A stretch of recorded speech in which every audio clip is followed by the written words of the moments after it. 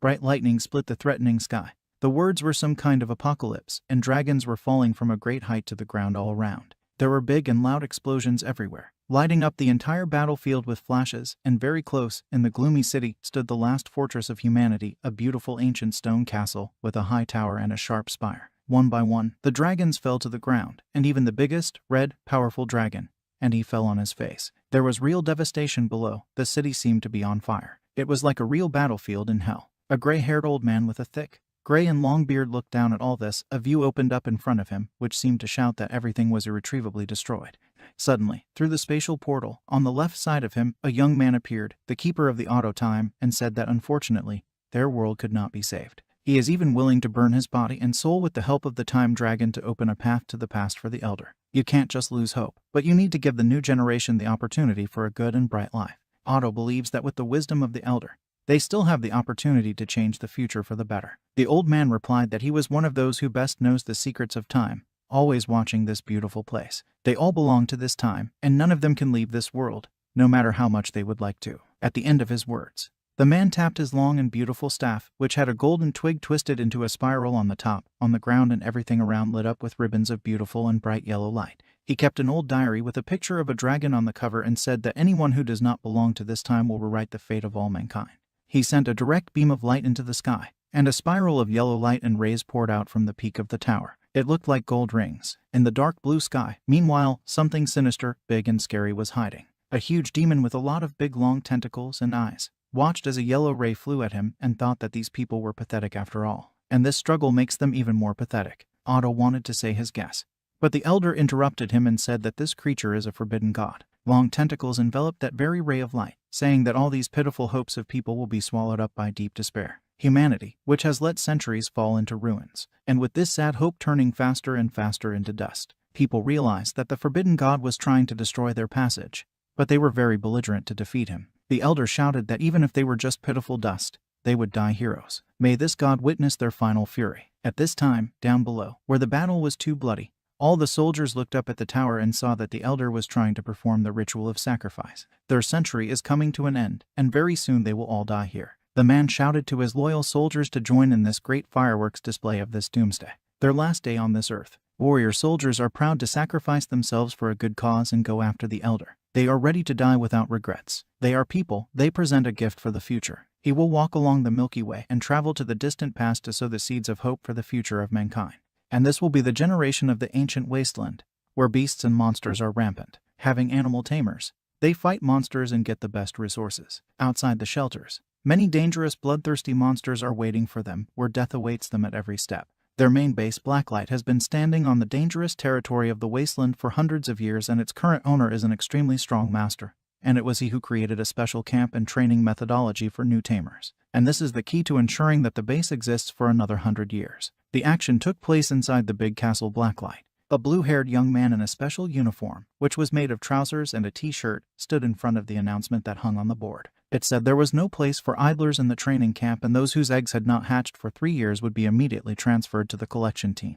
And if anyone has objections, they will be killed. Training animals is a huge risk, so you need to enter the camp with caution. The guy looked sadly and with deep sadness in his eyes at his big blue egg that he was holding in his hands, and exhaled heavily. Then he sat down on a large barrel, which stood a little behind, and wondered how it happened. Obviously, his blue egg did not hatch. He only has 1 day left, but he still has no signs of hatching. How insulting it was. Suddenly, the young man saw a bright yellow light in the night sky, and then this same yellow light hit the guy right in the forehead, and the young man fell back to the ground with all his strength. While the guy was lying on the ground for a while in the shape of a star, arms and legs outstretched to the sides. All this time he was seeing a red, beautiful and big, and also a very evil dragon that stretched out its big clawed paws to him. And on this very dragon sat a man, either with a staff or with a spear in his hands. This guy's hair was long and fluttered in the wind. But suddenly the guidance stopped in an instant, and he heard that someone was calling him. Something was pressing painfully against my cheek, and beads of sweat were trickling down my temples. One guy with a machine gun behind his back, and a special case with spikes on his shoulder, towered over the blue-haired guy and asked if he really slept right here on the floor. The younger students can't spend the night in the castle, can they? The guy who had a machine gun hanging behind his back started shouting and demanding an answer. The blue-haired man realized that the flying dragons and the mysterious man were just a dream. In this dream he lost it. Are there really such things? The onlookers and that older guy were looking at him all the time and were surprised that the kid was talking to himself like a madman.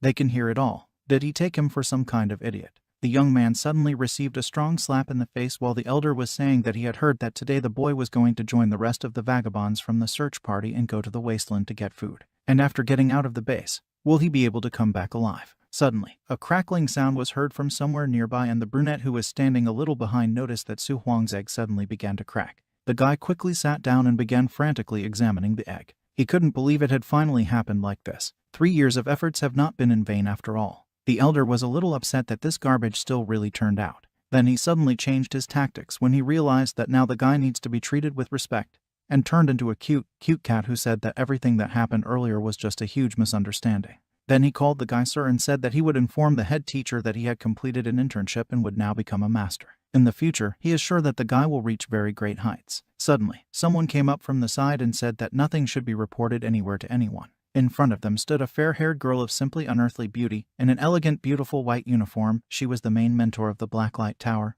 Lu Yu. She approached Su Huang and said that now he would finally be able to interact with his egg. The guy put his cheek to the egg, closed his eyes. He was still under huge impressions that his dragon would finally hatch. He had been waiting for this moment for so long. Leaning his ear against the egg, the young man happily noticed that the dragon was supposedly talking. The mentor smiled at this and said that it was just wonderful. After all, more and more young animal tamers appear in Blacklight.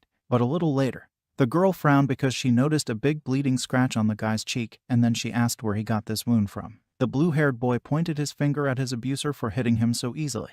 And then the brunette angrily asked how he dared to hit the master tamer. As punishment, she will reward him with 20 lashes, and then he will be sent to the wasteland to get food. There he will receive another punishment. The young man immediately shouted that it was not necessary, fell to his knees and begged Master Su Heng to spare his poor soul. Meanwhile, the girl forgot about that guy and took Su Huang to the other side. A little later, in a huge beautiful stone castle, Lu Yu and Su Huang were standing in the master's private office, in front of a large table at which the owner of the base, Zhugu, was sitting. Folding his hands in front of him, he asked if this guy was really the first newcomer in this half-year. Lu Yu replied that it was true. She heard that he was about to join the search party because his egg never hatched in the end, but suddenly, in some sandy loam way, his egg began to crack. In general, this kid should be rewarded very well. The man noticed that the boy was quite stubborn since he was able to pass at the very last moment.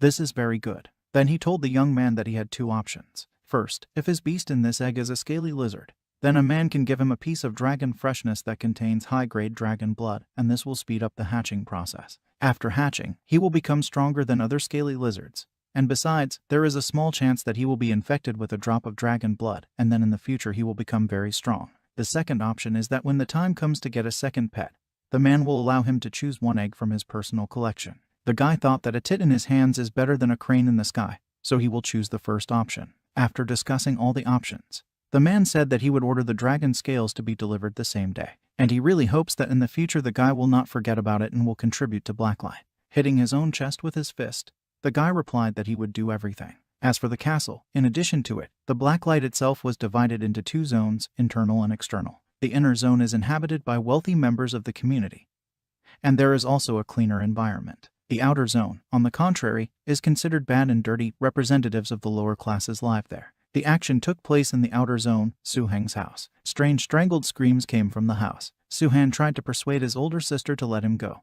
because she grabbed him right by the ear out of the blue. She was just furious and asked where he was last night. And what does he even know about pain if he rides here? This morning she went to the inner zone to look for him, but in the end she could not find him, and she had to wait for him at the gate all this time. She was so worried, and if something happened to him, they have no one else besides each other. What does he even understand? She will just tear off his ears for such behavior now. Suddenly there was a knock on the door of their house. The brother and sister quickly raised their heads at the sound, momentarily forgetting about their altercation. They weren't expecting anyone. A young guy in uniform entered the house, who saluted and said that he welcomed Sir Su Huang, the owner of the castle, who sent him here, ordered to deliver all this to Su Heng. He was holding a tray with coins and some strange closed pouches in his hands, bowed and told the guy to keep it in a safe place. And he also wishes the new master tamer success in martial arts and in raising his animals. The young man bowed low while Su Heng and his sister stared at him with wide eyes. The brunette's eyes lit up as soon as she saw the coins, and she asked if her precious brother really did it. It's so cool. Mom and Dad would be proud of him and would be happy to know that everything worked out for him. No wonder they sold their last big house, because now her brother will become a very important person in society. Muttering in a strangled voice into his sister's shoulder that Su Huang would still live in the outer zone, he continued to stare wide-eyed at the guy with the tray and the strange gifts that came to them. The girl suddenly remembered that she was going to go to work, and shouted to her brother to behave himself, quickly jumped out the door. And in the end, Su Huang was left alone with the guy, and an awkward silence hung for a while. Everything happened so fast that both guys did not have time to realize that just a couple of seconds ago there was a girl who swept past like a whirlwind. Later, the guy was sitting at the table and examining what was brought to him. In his hands, he was sorting through bright orange balls that looked like voluminous leaves, and wondered if this was the famous dragon scales. Suddenly, this scale lit up right in his hand, and Su Heng suddenly saw a reference in his head. Where was the same diary with a dragon on the cover? On the pages of the diary, a diagram was presented, where it was said about hatching an egg and turning into a dragon scales, about different lizard dragons, about the root of the dragon's blood, about a scaly lizard. When Su Heng looked at this information in his head, his big eyes glowed yellow. But then everything abruptly disappeared and he exhaled, returned to his previous state. Su Heng thanked it is not clear who for such hints in his head. Does this mean that the scaly lizard will turn into a dragon? An adult dragon lizard is a top-class species that can easily destroy a small town. And the one that the guy has is a middle-class kind of scaly lizard. These are two completely different types. The dragon's blood root looks like a brownish-brown root. Will he be useful to the guy? A girl who was so talented that she eventually surprised the owner of the castle and became his student. The first animal she bred was a dangerous high-class species. Now, if the guy could bring out a lizard dragon, then maybe. After a while, the guy was already running with all his legs to the medical store. Su Heng, after laying out a few coins in front of the seller, thought that maybe then he could become an apprentice of the shopkeeper. That evening, at home, with a pen and black ink, Su Heng drew a strange painted circle on the floor, which looked like ritual drawings, and in the center of which lay his egg. Moving a little to the side, Su Heng spread his hands to the sides, and then the ink began to glow with a bright yellow light. A thin trickle of light in the shape of a beautiful dragon poured out of the blue egg, and then the light suddenly disappeared abruptly. And then, the shell began to be picked out little by little. Su Heng wondered if it was still a scaly lizard or a dragon lizard after all. The next morning, when the sun had not yet fully risen over the city, Lu Yu was already watching the fighters who were training at such an early hour at the training ground. A couple of guys were discussing the fact that Su Heng's egg still hasn't hatched, and he hasn't attended training for 4 days. Maybe he just died. The second guy said, "You can't say that. They should just wait for head teacher Lu Yu to deal with him." Suddenly Su Huang came, and the mentor did not meet him very friendly. The guy generally understands that he needs to attend training. The students who were standing on the sidelines realized that the guy was definitely finished now. Ignoring the beads of sweat dripping down his vest, Su Heng justified himself by saying that he had to skip training, but he had a really good reason. Lu Yu maliciously asked what such a reason was, and it would be better if she really turned out to be really serious in order to skip very important training sessions. Turning his head to the left and slightly back, Su Heng told his baby dragon to get out. Huge yellow eyes and blue paws first appeared from the backpack, and then a very small blue lizard dragon completely crawled out, which modestly settled on its owner's shoulder. He purred sweetly in response, looking apprehensively at people new to him. Lu Yu and everyone around him suddenly exhaled in horror when they saw this little beast. It wasn't a scaly lizard at all. It turned out to be a special dangerous kind of dragon lizard. The girl decided to leave the training since this happened, because she quickly went to the owner of the castle and called the guy after her. After a while, the master got up from his chair, knocked on the table with both hands, and really confirmed that this kind of dragon is really very dangerous. Is it true that he hatched the guy first? What the hell is going on? Who gave the guy this egg at all? The master looked at the animal that sat on Su Heng's shoulder and looked at everything with his curious eyes. It is necessary to immediately inform the bureau that is responsible for this, and that this person is found and fined 3 monthly salaries. How did they even dare to interfere with the scaly lizard and dragon lizard to create such an egg, almost depriving the future of this young talent?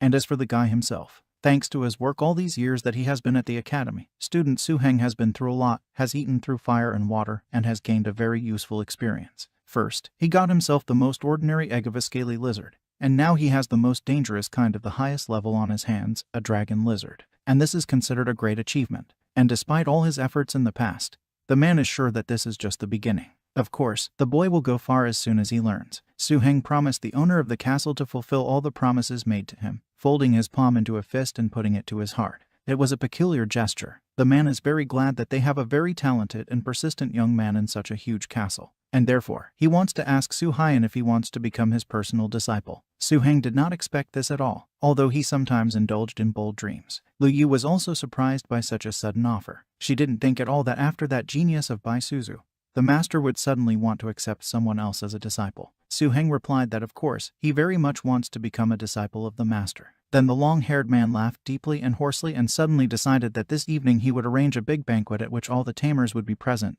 as well as their mentors, who of course would be free. They will all celebrate the arrival of a talented tamer and a new student in their ranks, and they celebrated until the evening. When it was long past midnight, the night lights had been burning on the street for a long time, and bright stars were shining in the sky. Su-heng and his older sister Su-king returned to their small wooden house, and even accompanied by personal guards that the mayor had allocated them while in the carriage. Later, at home, Su-heng decided to brag to his sister that he receives as much as 100 gold yuan a month for the maintenance of his cute pet. Hearing this, the young girl offered to save up a little and buy out their old house in which they grew up and lived happily with their parents until they died, and only then the guy would pay for her education. She wouldn't have earned that much even in 3 years. Here he certainly gives. Su-king pinched her brother, to which he was extremely displeased. A little later, Su-heng sent his sister to rest after a hard day at the plantations, because she had to go to work again tomorrow. And the young man himself sat down at the table and began to read his old diary about dragons. It said that the most striking difference between ordinary creatures and dangerous species is whether they have innate abilities to use magic. The ability to use magic is called magic talent, and talent is a key factor in determining the strength of the beast. The snake dragon lizard, as one of the most dangerous species, naturally has a special predisposition to the use of magic, in addition to the most common evil attack. The other 6 skills of the snake dragon are dragon sleep, which is able to quickly restore strength and regenerate injuries sustained in battle. Inferior strength, characteristic of most of the lower races of dragons, and dragon power. Also, dragons use the power of the earth, which is a destructive technique. Natural power allows you to use the energy of nature and its resources for magic, and the combination of natural power and dragon sleep makes the dragon lizard so tenacious that its power increases and it becomes almost invincible. The last skill is the extremely powerful ability evil. The most powerful technique with destructive power is close to the power of dragon's breath. Distracted from a long reading, Su-heng decided to take a short break and therefore looked at the sweetly sleeping baby in the basket. He sincerely believed that his dragon would become the real ruler of all animals. In the next second, this little dragon literally grew out of his little basket in front of the guy's eyes in just 1 second, and Su-heng just fell into a precipitate. He didn't think that dangerous species were growing so fast. The next day, in the master's private training room, Su-heng and the mayor sat opposite each other. The man said that the young man's dragon really turned out to be very talented, despite the fact that if it is too small to draw any serious conclusions. And that's why he offers to test his power in 3 magical elements and choose one that the guy will focus on first. The element of the mayor's beast is evil. The man held out his hand in front of Su, and on his index finger was wearing a gold ring with a beautiful red stone that glowed. Su-heng was mesmerized by this and couldn't take his eyes off it, and he asked if it was by chance the teacher's animal talisman. An animal talisman is a thing that allows you to keep a beast of huge size inside yourself where he can rest and recover. After all, the beast will become so big that it will be difficult to keep it, so tamers often use various ornaments in the form of talismans and rings. From the ring of the master suddenly appeared like smoke a huge black wolf with burning red eyes, like a demon, a scarlet wolf element evil. It was a representative of a beast with the element of evil of the 2nd rank. He was also the main beast of the man before. And by the way, he is very well suited for training the snake dragon that the guy had, since they are perfectly combined with each other. Su-heng didn't really believe that these 2 beasts could somehow combine, but the scarlet wolf is the most dangerous species, combining not only purebred breed, but also true animal anger, which is very harmonious in tandem with the boy's pet. The master noticed that Su-heng clung to his little animal from the rhinestone in front of the wolf, and therefore told him to let him go to the floor and just trust him. When the dragon finally ended up on the floor, the shadow of a huge wolf completely covered him. The kid looked at Su-heng with fear, hoping that the owner would somehow protect him, but he told him not to rely on him and cope with the wolf himself. After all, this is training for him. The man, meanwhile, ordered his wolf to use his evil breath to show this kid how to attack. The wolf obeyed his master and opened his huge mouth wide with sharp fangs to use his breath, and then ordered him to stop. Because everything worked out, the little dragon that had been sitting on the ground all this time suddenly began to glow with purple rays that looked like tentacles. And then he became furious and angry. After observing the behavior of the animal from the side, the mayor realized that after all, Su-heng got a very smart kid. Meanwhile, Su-heng was encouraging his snake dragon lizard, who tried to growl menacingly at the older beast, but it turned out not to be menacing yet, but on the contrary, too cute. The master told Su-heng that his beast had just comprehended the evil element for the first time right now. This purple smoke is the initial form of the breath of evil thought. Also, this dragon lizard really has a very great talent. Already looking at his first tiny steps, you can easily understand that he has serious potential. And most likely, the scarlet wolf will no longer be useful to him. The master called his wolf back into the talisman, and in the next second, he summoned his other beast, This time an earthen platypus, a trio formed from earth magic, animal essence and intimidation. The dragon can play with him. The dragon was very scared of the second beast and hid behind his master's leg in fright, looking at him with horror. But Su-heng could not help him in any way. The kid needs to overcome his fear, because they are training for him. Su-heng asked his teacher if it was okay not to summon the platypus. Of course, in the end it's up to him to decide, but the man thought about the question for a while and finally agreed, because it would be too easy, so the dragon needs another beast. Then he summoned one of his strongest beasts, the harmony of fire, stone and evil, the dragon, Lava Tyrannosaurus. The new beast was so big that Su-heng was just in wild shock, let alone his little beast, who almost gave his soul. They really had just a huge difference in size, and it seemed that putting them in training was a little unfair. But without somehow interfering with his teacher's decisions, Su-heng asked if such dragons were rare, and the master replied that of course, dragons are very rare. The guy was very lucky that the very first dragon hatched. It's just incredible luck. Without him, most likely, the guy would never have received his second egg. Many tamers still want to get themselves such a beast, but they can't for one reason or another. Sui thought for a second and remembered about that very book. A grimoire with the rituals of ancient dragons must be a very serious thing. The man asked if Su-heng and the dragon were ready for dragon training, and then ordered his beast to act. We need to look at the reaction of the little dragon. The Tyrannosaurus growled so menacingly that Su-heng could barely stand on his feet. What a terrifying pressure this dragon has after all. The guy feels like a tiny boat that is about to capsize from this whopper. The man approached Su-heng, put his hand on his shoulder and told him to move a little further away so that he wouldn't accidentally hurt himself. After a while, the master noted that the little blue dragon was holding up very well, and so he asked the Lava Tyrannosaurus to strengthen his attack. Hearing the order of his master, the beast growled even more at the baby, who was trying to stand on his small paws. We need to see if the baby can withstand this. The master was surprised that the dragon stood firm all this, although he is still very weak. But the kid is trying to use the lower dragon power against the power of a Tyrannosaurus Rex of the highest level. Su-heng's dragon has a very high level of magical talent, but it is unknown if he will be able to break through the terrifying terror of the big beast. The guy asked if the mayor's beast was really that strong. The master answered this question positively and decided to ask if the guy had used the orange dragon scales that he had given him along with the boy.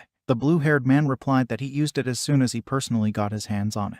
Then the master thought that it looked like his beast had absorbed the substance contained in this very scale very well. Perhaps he was even able to obtain some dragon blood, which helped him double his talent. The master handed Su-heng another book, this time black, with gold patterns on the cover, and said that in it he had collected all the methods and techniques that would help him in the development of his beast. There is also a very interesting method that develops the power of the mind, and he should also not forget about his spiritual training when he trains his dragon. Mind power is his personal power, the basis for training the beast. The boy thanked the teacher, and after leaving the castle, Su-heng was finally able to buy back his family's old mansion. People knew that Su-heng had become a master tamer and therefore treated him with due respect.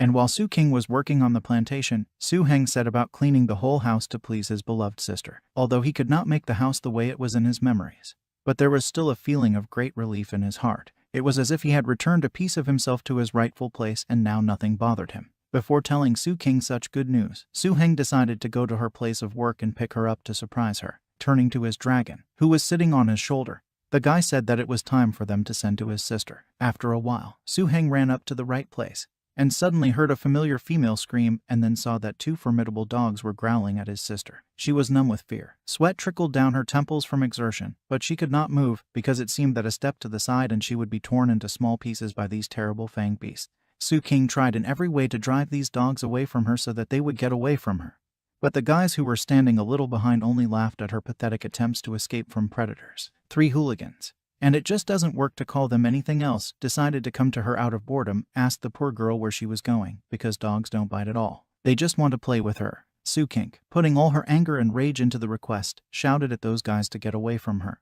but the guys only laughed nastily in response. If she plays with them this evening, then the dogs, so be it, will not touch her. Unable to watch his older sister being bullied anymore, Su-heng intervened and shouted furiously. So they wanted to play, then he will play with this brick. How will they like it? Picking up a decent brick, the guy started hitting the dogs and told these street rats not to approach his sister anymore. The blonde man, who most likely was the leader of their pathetic gang, thinks that if his father is the owner of the plantations, then everything can be wrong for him. The same blonde man looked at his beaten dog Charlie with confusion. This little bastard, how dare he hit his dog at all? The guy shouted to his second dog Jack to bite that impudent brute. Su-king also asked her brother to run away as soon as possible because the forces are clearly not equal.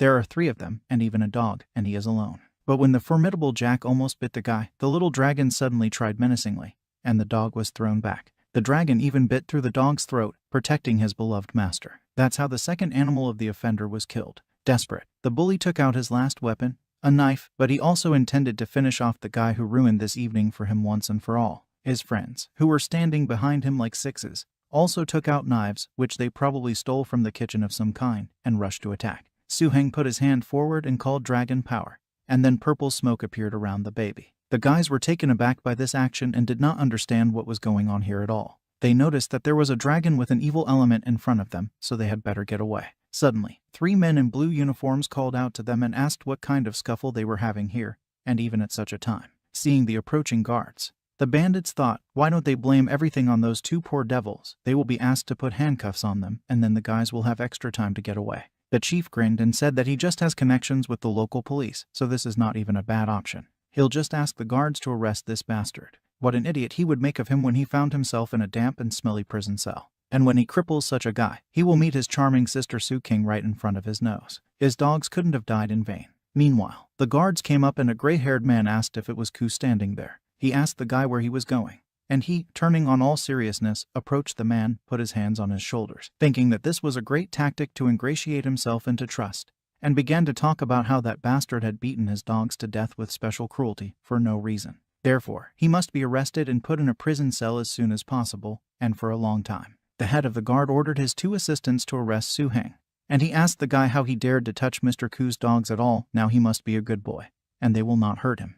The men noticed a piece of brick lying on the ground, and then Suheng told them that it was with this object that he killed the dogs, so if they have nothing to do, then let them ask him. He didn't have much to hide, because Suhan was sure he was right. The guards took out their pistols, pointed them at the guy and asked how he even dared to kill those unfortunate animals, and even in the middle of the street. Well, nothing. He will definitely like it in the camera. But suddenly the men looked over the guy's shoulder and saw the dragon behind the guy's shoulder, and immediately got very scared. It turned out that the guy is a beast tamer. Then the guy also took out a card so that they could finally make sure where it was written that he was a tamer, and told them to open their eyes if they suddenly couldn't see. The guards realized that none other than the master's disciple was standing in front of them. Their boss once said that recently there have been rumors in their database about the second student of the mayor. Is this really the guy? The man suddenly raised his hand with a pistol and asked what kind of impudence it was and pointed the gun at Ku Zheniao, who dared to so brazenly and presumptuously arrange this murder. The blonde, of course, was perplexed by the fact that the captain took the wrong side as soon as he heard that the guy was a beast tamer. Now, quickly changing sides, the man ordered his 2 assistants to immediately put handcuffs on all 3 guys,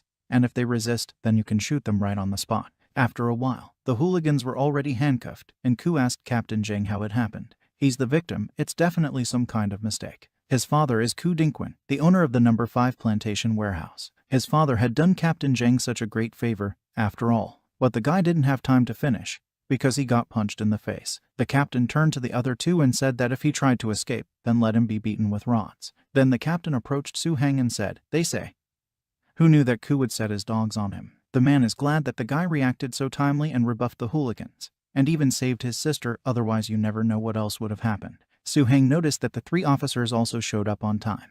Then Captain Zheng was embarrassed and said that if those 3 bandits fall into his hands again, if they don't die, they will skin themselves. Is Mr. Su satisfied? Suhan replied that it was unlikely that bully would die or not, but he would still take revenge on him for setting evil dogs on his poor sister as soon as he was released. Suheng called Su King with him and said that it was high time for them, and everything was fine. And holding hands, they went to their home. The officers looked after them, and the captain suddenly asked them what they thought was worse, to offend the plantation owner or to anger the master tamer. Another replied that there was nothing to think about. It is better not to anger the tamer at all. You never know what he can teach or even order his beast. They're just small people compared to him, and they don't want to die. The captain noticed that the guy was saying everything correctly, and ordered the second one to look for a carriage for them because he and Liudong would wait here. And then they will take these 3 bandits to the camera, straight to the incinerator. They'll keep them there, and then. Meanwhile, Su King and Suheng returned to their home, and the girl was just thrilled that they were able to return their home in which they grew up. She never thought that she would be able to visit there again, because it seemed to her that she was in some kind of magical dream. Suheng also shared her joy, but asked her not to faint, and handed her the keys to their new old house. Buying out their old house is just the beginning.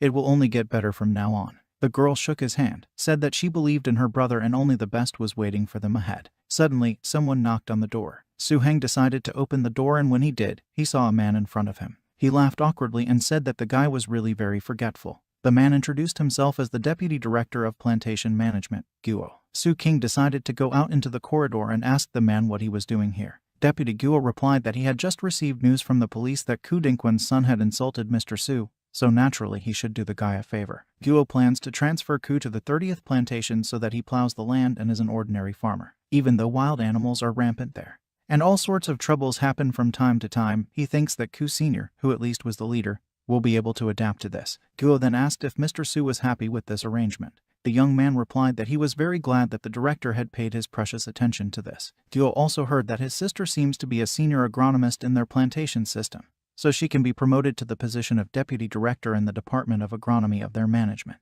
As soon as the girl heard this, she immediately doubted that she was suitable for this position. But the man assured her that she was quite suitable. She's Mr. Su Heng's sister. Of course it fits. And also, if she needs it, she can always find him and ask for a favor. Su King's eyes immediately lit up and she said she would be happy to help. Su Heng stood on the sidelines and thought about how when they get stronger, they get more and more privileges. After a while, the guy tried to feed his pet white food, which was according to the mentor's recipe. It is also very useful for the baby. He will eat and grow and becomes even stronger. Feed formulas for tamed animals are divided into poor quality, average, good, very good, excellent, wonderful, ideal, perfect. There are 8 of them in total. The food that the teacher gave them was of very good quality, just for a young animal. Besides, this recipe is very important for a guy as a student. But why did the kid stop liking him right after he tried it? Maybe it's all about the ingredients. But that's right. As it is said in rituals of ancient dragons, as soon as lizard dragons hatch, they immediately eat their own shells, and then for a long time they may not eat at all. As a hybrid of 3 species, amphibians, dragons, and evil creatures, the courtship of dragons and lizards cannot be uniform. It must focus on certain aspects. At the same time, that dragons, that beasts, that lizards are quite fastidious in food. They prefer food in the form of living beings. It seems now the young man has understood what the problem is. We need to look for a new recipe for the baby. After all, the teacher gives him a lot of money, and therefore the guy does not need to limit the dragon in food, so he should eat more and grow faster and stronger. Over the next few days, Su Heng fed his snake dragon lizard according to the recipes from the very book he had read earlier. Already at home, Su Heng was butchering a big fish and his baby really liked the new recipe. But it also led to a big problem. The guy was surprised that only 5 days had passed, and the baby had grown to a fairly large size. There wasn't even any money left. And it wasn't really a problem, but his little dragon overcame the childhood stage and entered adulthood. If they encounter the dogs again, which took a lot of strength and energy to fight back then, now his dragon will not be difficult. Su Heng suddenly imagined how his dragon could easily jump and strike the dogs and then easily tear them into small pieces. He can kill such a person in a couple of seconds with just one breath. With such strong scales, an ordinary person with a firearm poses absolutely no threat. Yes, even if 3 or 5 adult strong men, armed, faced a snake dragon lizard, they would be killed in a matter of seconds. Su Heng remembered that the teacher had asked to find him in the castle when his dragon entered the adult stage. Only now. It's amazing that only 5 days have passed since he stopped being a cub. Perhaps the recipe from that old book really refers to the drop perfectly or perfectly. And since that's the case, it's very important to be careful and keep it a secret. It seems that very soon the dragon of Su Heng will have to learn how to use his new skills. And it would be good to stop frequent formula feeding, at least for 10 days at least. 10 days later, Su Heng and his beast came to the castle again and started knocking on the doors to the teacher's office. Hearing an invitation to go inside on the other side of the door,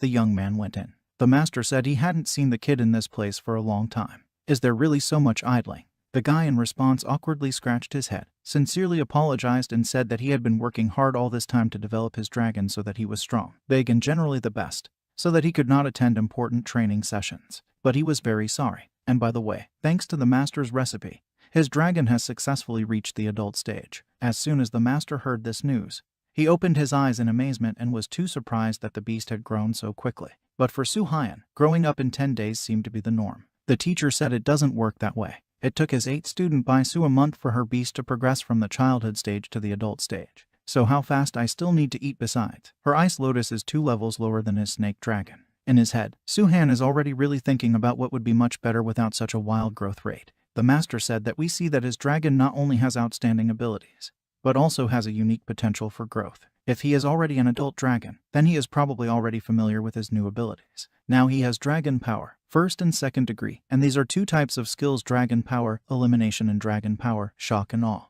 And the breath of evil thought was also raised to a new level and formed into a stream of evil thought. The master was shocked by what he heard. Is the guy just joking? In such a short time, he managed not only to grow him, but also to teach him skills and develop them. The guy says that it's all thanks to the hard work of the master with him. And I thought to myself that it was still very good that he did not tell the master about the master dream of the dragon, force of nature and evil attack. The master replied that he did not doubt the guy. Now they need to go to his training room and see what he is capable of now. After a while they found themselves in the private training ground of the mayor. The man asked Su-Heng's snake dragon lizard to prove himself in the best way and show what he had learned there in 10 days. And if it is true, as the young man described it, then the man will give him a personal talisman of the master. In the end, Su-Heng tried hard and went through a lot of obstacles. And how can you be a master without your convenient talisman? The guy mentally asked the kid not to let him down, because it depends on him whether the guy gets his talisman.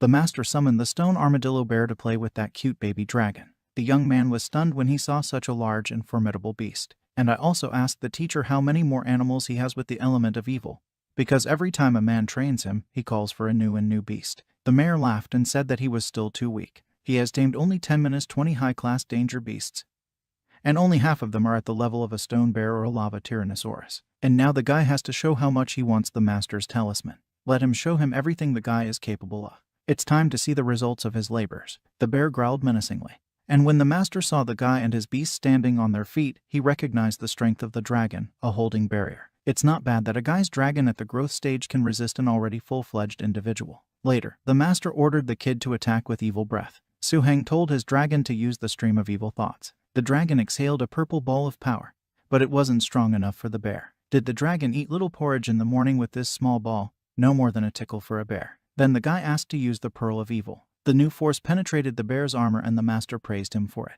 He didn't think that the kid had learned the evil breath technique so well and would use it in attack. He used the accumulation of dark energy and was able to create a real series of shots, as if with bullets, having also built a series of very accurate attacks. Very good. The guy scratched his head. Awkwardly.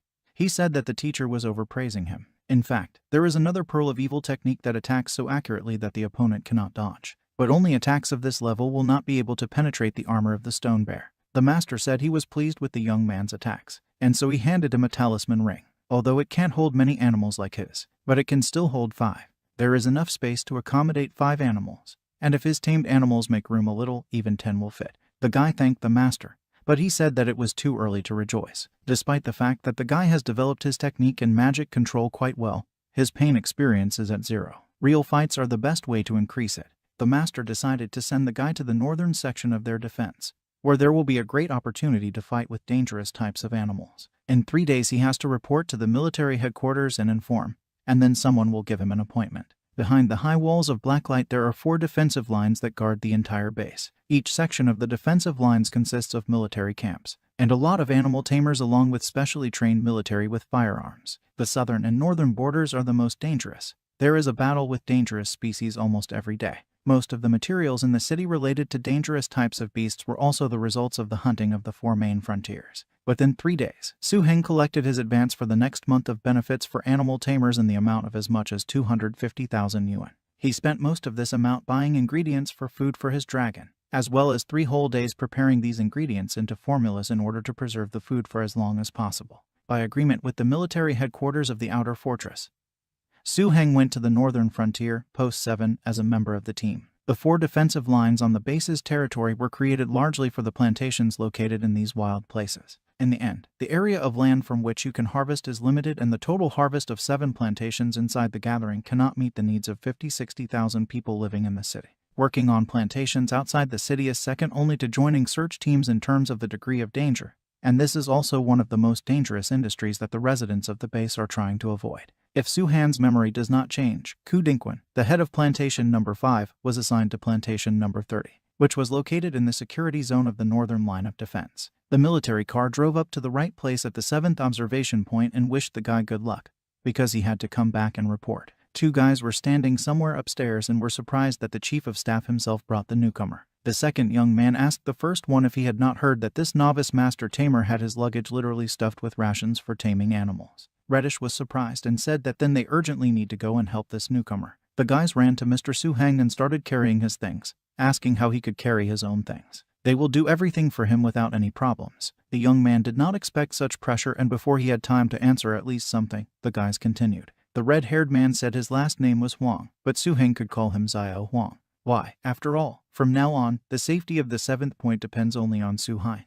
Su-Heng was embarrassed by such excessive politeness because Xiao Huang was older than him, so the guy would call him Huangji. From this, Huan almost burst into tears, because for the first time he meets a non-pompous master tamer. He shouted to the others to move quickly, and then they could have a feast for Mr. Su. There are only 29 guard posts on the northern border, and Su-Heng must report on the situation at the 7th guard post. More than 10 years ago, it was blown to pieces by a flying by dangerous species that did not leave a single survivor at the guard post. Since then, the entire modern guard post number 7 has been rebuilt on the ruins. This will be the place where Su-Heng will break into his first real fight. After a while, Su-Heng found himself in the dining room and Huang Ji brought him a plate of Awen dishes. Although they do not have special conditions for cooking delicious food, but his cooking is simply excellent.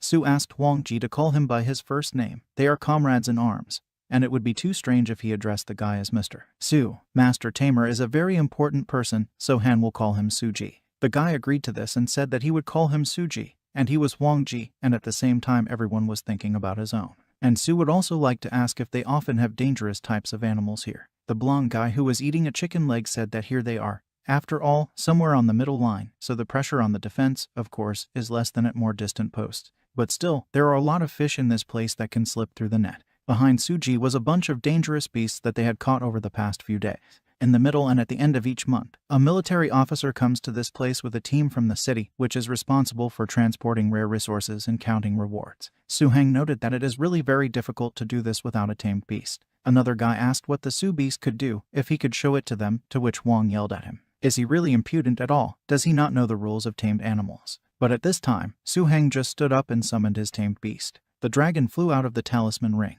The guys couldn't believe that a very dangerous and rare kind of dragon lizard appeared in front of them. Su introduced him to the guys who couldn't take their eyes off the beast. One of the guys asked if Suji really has the first tamed beast. The most dangerous kind is just awesome. The dragon demonstrated dragon power, shock and awe, which scared one of the guys. But the owner quickly subdued him and said that the dragon should not dare to attack his own.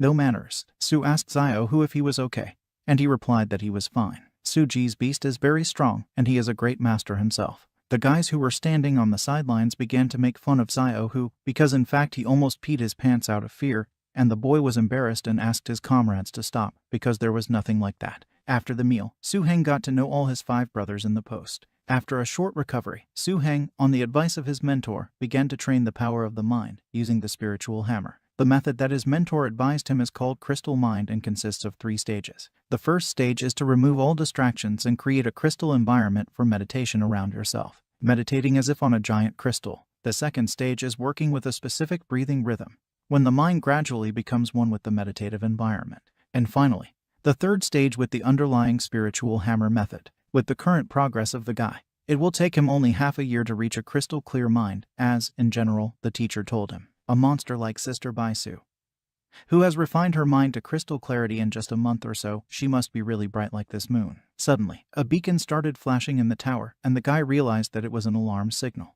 Huang Ji rushed into his room and told him that they needed to get down to business faster. It was late at night outside. A bright moon was shining. Red beetles were visible in the binoculars, and it seemed to Su that this was a dangerous species of the 2nd rank, a barefoot beetle. Instead of paws, he has armored claws, Serbs who can easily split a cobblestone. This is a dangerous species of the 2nd rank, the scythe beetle. Huang said it was the most common kind of beast in their sector. Although these insects multiply rapidly, killing 4 beetles at once is not a problem. Huang Ji gathered the team and said that everyone should prepare for battle. He and Lac Yu will be at the machine gun position of the watchtower. Owan will take the forward sniper position on the northwest side. Xiao Hu and Xiao Hu will guard the 5th and 6th shootings on the 1st level. Then Huang asked the guys to help Suji finish off the suckers with this. The bullet flew straight at the beetle. A dangerous kind of ability is perception. Reception, the imposition of armor. The bullet was able to penetrate the red armor, the dome of the beetle. Huang was at the helm and firing a machine gun at the bugs. He was pleased that they had killed 1,000 at once. Only the main thing to remember is not to blow their heads off.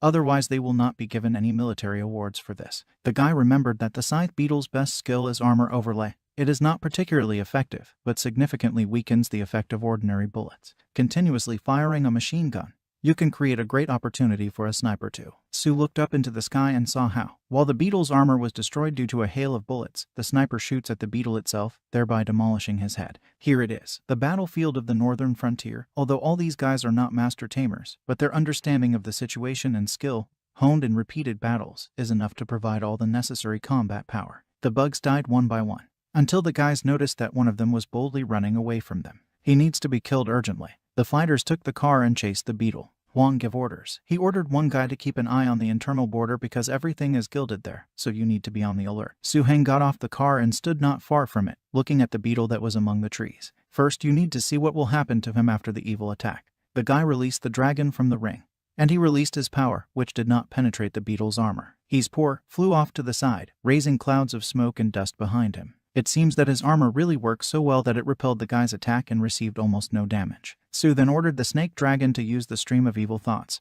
the pearl of evil. All the power flew into the beetle again, but again nothing happened. This beetle has a pretty thick skin. The next attack was shock and awe, and the beetle again thought of running away from the dragon. But it wasn't there. The guy ordered the dragon to use the powers of the earth, and then the beetle was pierced through. Everyone who had been in the van before froze in amazement.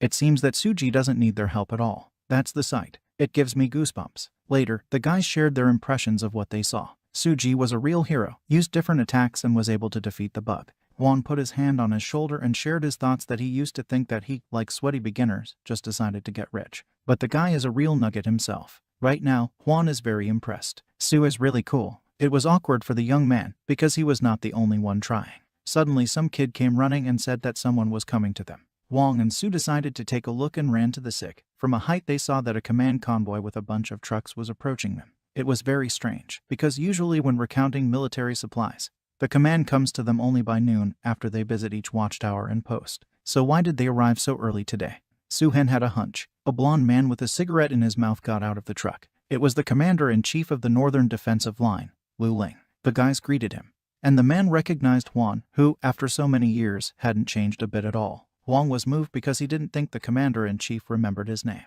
He's so flattered. She had come all this way on purpose to work with them. But the man waved off and said that it was less than a 10-minute drive from the barrier to here, so the path was not difficult. Then Lu Ling lifted his sunglasses, approached the newcomer and asked how he was getting used to his new place. Su Heng began to mumble that he needed to report something there, and stuttered began to say that Su Heng had met all his comrades in the service, and he had adapted well to life here. And also the guy saluted. But suddenly he felt the hand of a man on his head, who approvingly said that it was not necessary to talk to him so formally. The teacher had already told him a couple of times that he had taken a new very talented student. And he also heard the chief of staff say that the guy didn't see him when he came to the headquarters, and that they just missed each other last time because the guy went to exterminate those stupid bastards. But Lu decided to come again to see Su Heng in person again. The guys on the sidelines could not believe. Did the commander-in-chief come to their tiny post just for the sake of Su Hna? Huang thought that Su was an ordinary master, but did not know that he was a personal disciple of their mayor. It was lucky that he didn't cause any trouble during this time.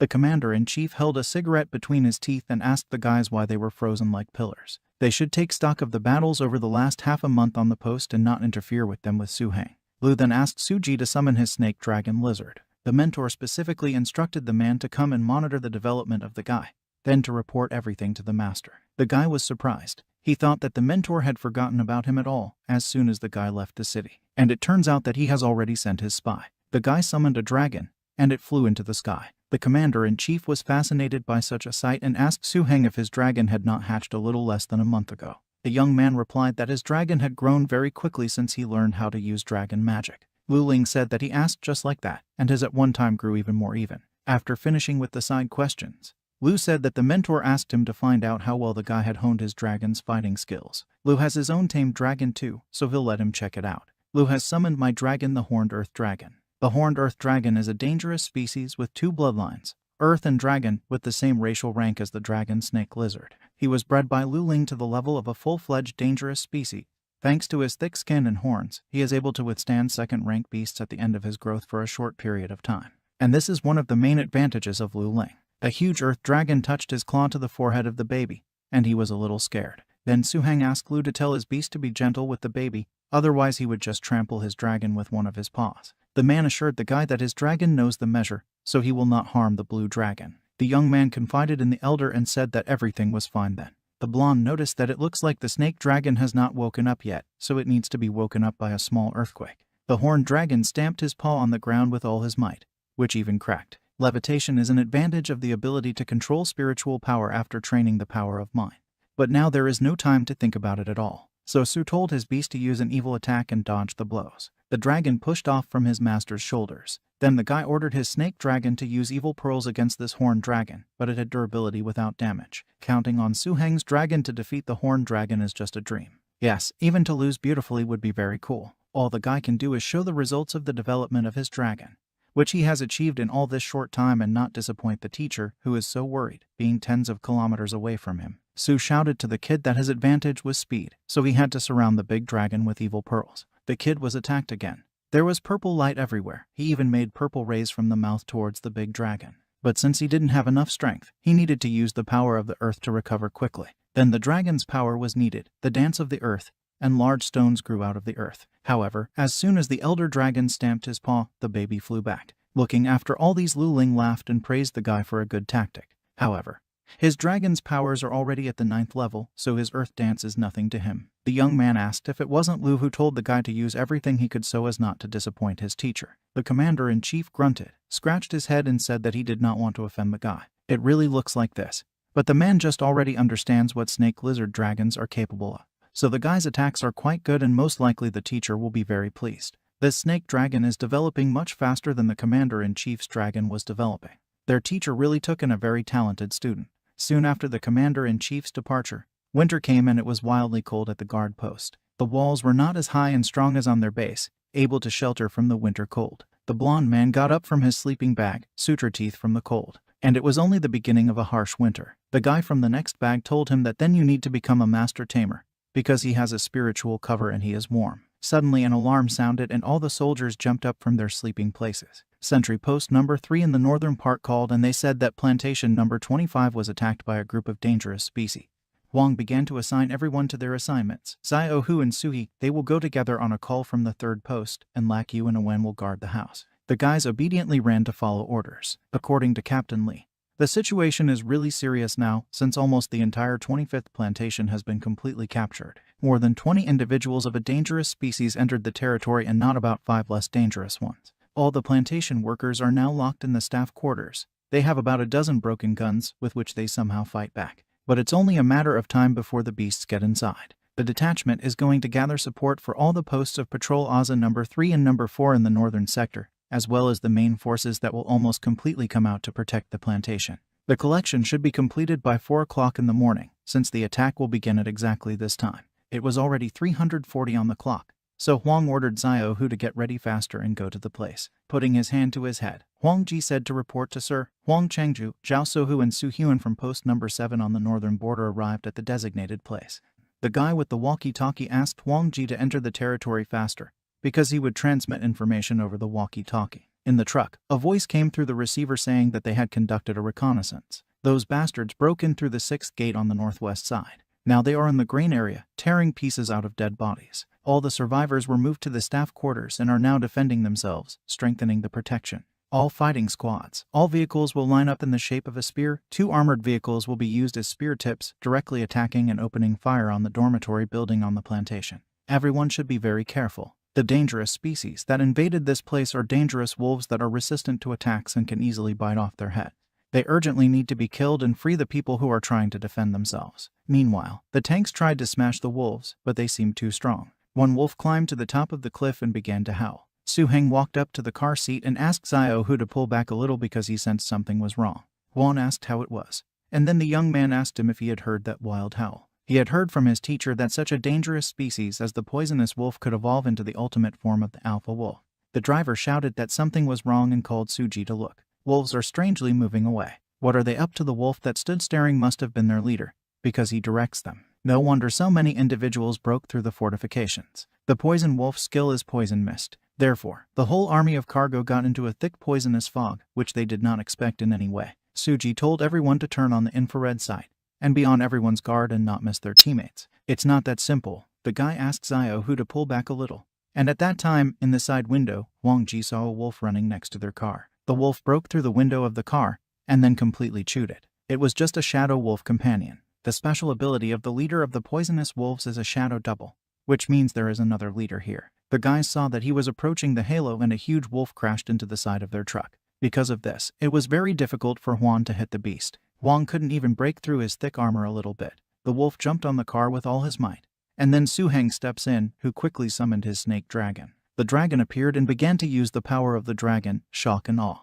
Then a stream of evil thoughts and pearls of evil. All this hit the wolf in a terrible head over heels, and he fell off the car. Su took the radio and asked the commander to cease fire to avoid accidental injuries. The guy will take care of the leader of the poisonous wolves. The guard watched through his binoculars at the scene of the battle, and thought that it was not surprising that the student of the mayor coped. He did it with such force, even though he was still at the training stage. The man ordered on the radio to cease all fire to support military vehicle number 10 in the northern sector. And the leader of the poisonous wolves is completely on Mr. Suheng. They will do the rest of the little things, so as not to interfere with the main battle with the leader of the pack. Suheng jumped down from the high truck bed, but because of the too thick poisonous fog that was everywhere and seemed to envelop the entire space between people, it was impossible to understand where the leader of the wolves was hiding. But suddenly Huang Ji pointed to the side and they saw that the wolf was just tearing one of the cars with its claws. The people inside were screaming and calling for someone to help him, and then Suji came. He summoned his snake dragon lizard from the talisman ring, and he threw power at the wolf. However, it turned out to be only a breath of wind to the wolf. He became even more angry. The guy who had called for help before thanked the master tamer for saving him, because he already thought that he would die like that. But the young man did not appreciate such politeness and shouted to the guy not to stand like a pillar, but rather get out of this place. But still, the poisonous wolf got to that guy and threw him far away. When the dragon began to use his powers, the wolf activated his ability, an ominous blow. This was a great opportunity to shoot at the beast, so Suheng shouted at Zio who to shoot. Wang Ji and Zio who simultaneously started firing at the wolf with their machine guns, and he was trying to escape from so many attacks in his direction. But Suheng foresaw this, and therefore ordered his dragon to use shock and awe. The dragon hit the wolf with all his might. Later, Suheng and Huang Ji sat in the back of the truck that was taking them back to the base, and were especially silent. Everyone wanted to put their thoughts in order a little after what happened. The red-haired man asked how the guy was feeling and if he was in a bad mood, because he saw that Suheng was sitting with his head down all the way and thinking about something of his own, as if he was not here at all. The young man replied to Huang Ji that everything was fine with him, he was just deep in thought. Huang Ji tried to diffuse the dejected situation a little and began to talk about the fact that previously they usually did not attract master tamers for invasions of this scale. But if it wasn't for the guy, there would have been at least twice as many losses. This time, Suji really saved them all. Then the man pulled up his sleeve and asked the guy if he saw a scar there. He's had it since he first fought to save the plantation. And that battle was much more terrible than this one. More than 50 people died in it.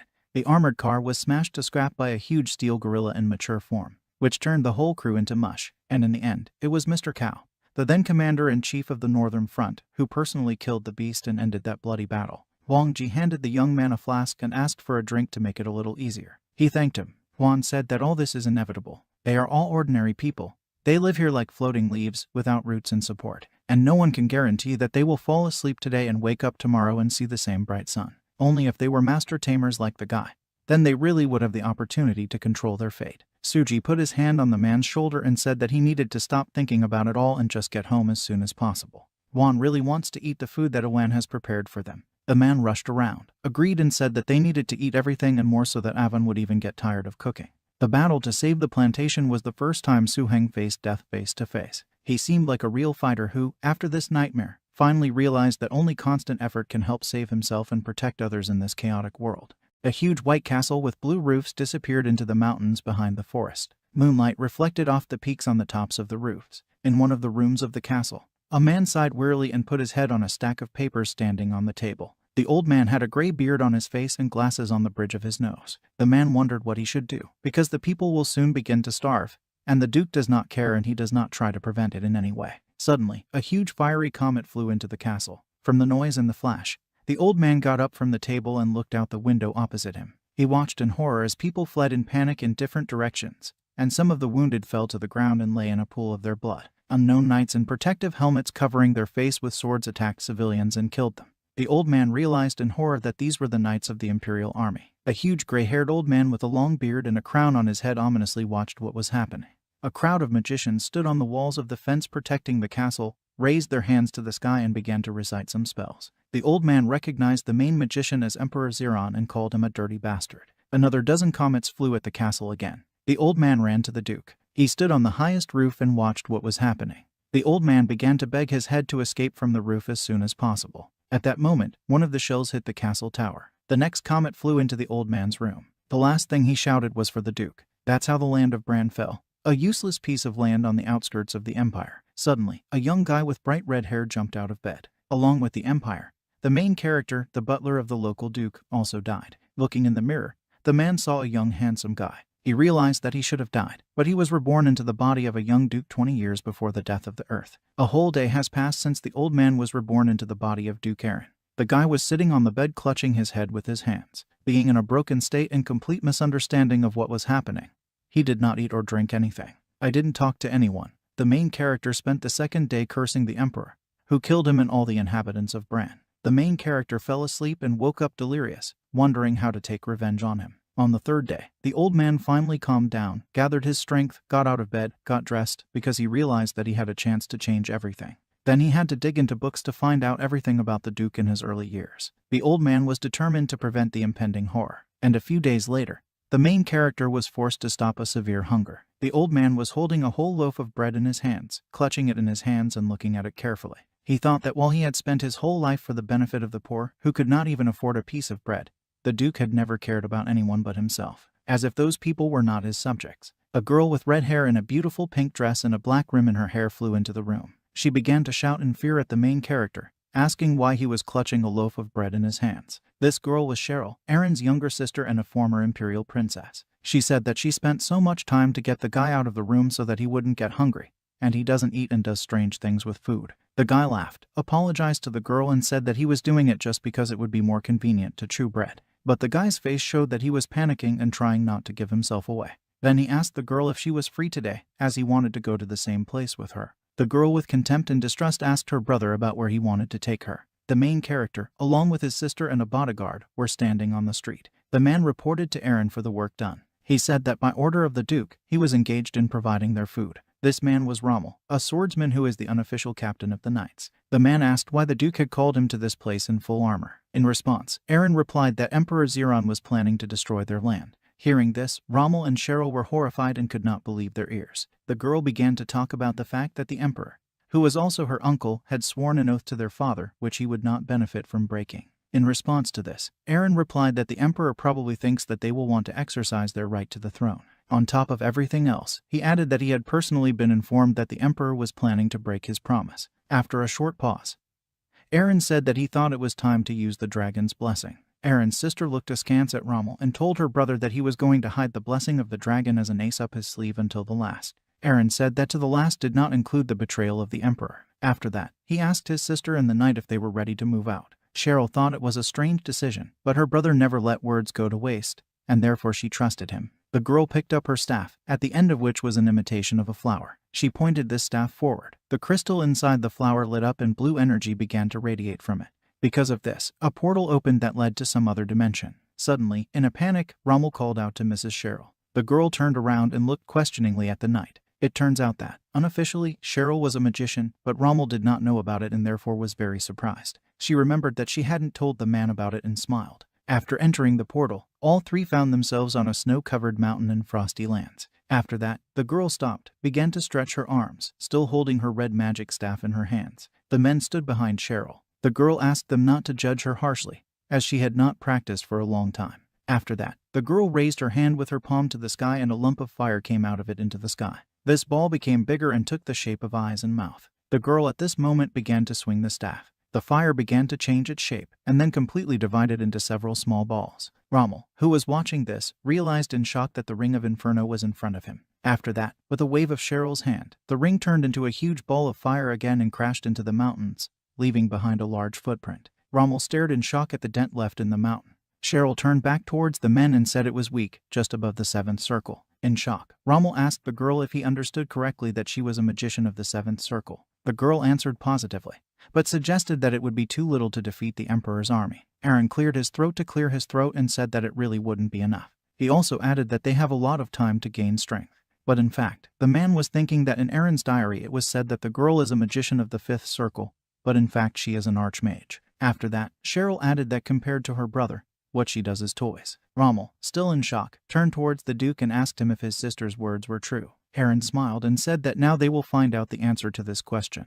The man was worried and gathered his strength to try magic. Yesterday afternoon, reading Aaron's diaries, The man found out that thanks to the blessing of the dragon, Aaron's sister became a magician of the fifth circle, and the Duke himself became a Grand Master warrior. In this case, it turns out that being in Aaron's body, the man also possesses this power. He got up from the table and went to the bookshelf. He took out a book called Fundamentals of Imperial Fencing and looked at it and thought that he was unlikely to become the best swordsman right away and he should start with the basics. Standing on a snowy mountain, the man picked up his sword, raised it to the sky and prepared to test his magic. He stepped forward, gripped the sword with both hands tighter, and the same blue energy as his sister began to emanate from it. Aaron shouted and announced the third version of the great sword art called Piercing Wind and waved the blade in the air. A wave of energy headed into the mountains opposite the man and cut off their tops. Pleased with himself, the man sheathed his sword and, smiling, mumbled and turned to Rommel and Cheryl. However, he thought to himself that he was actually aiming at another mountain, but he was also satisfied with this result. Rommel opened his mouth in shock and looked at the mountains. He couldn't believe his eyes. The dragon flew in the sky over the land of Bran.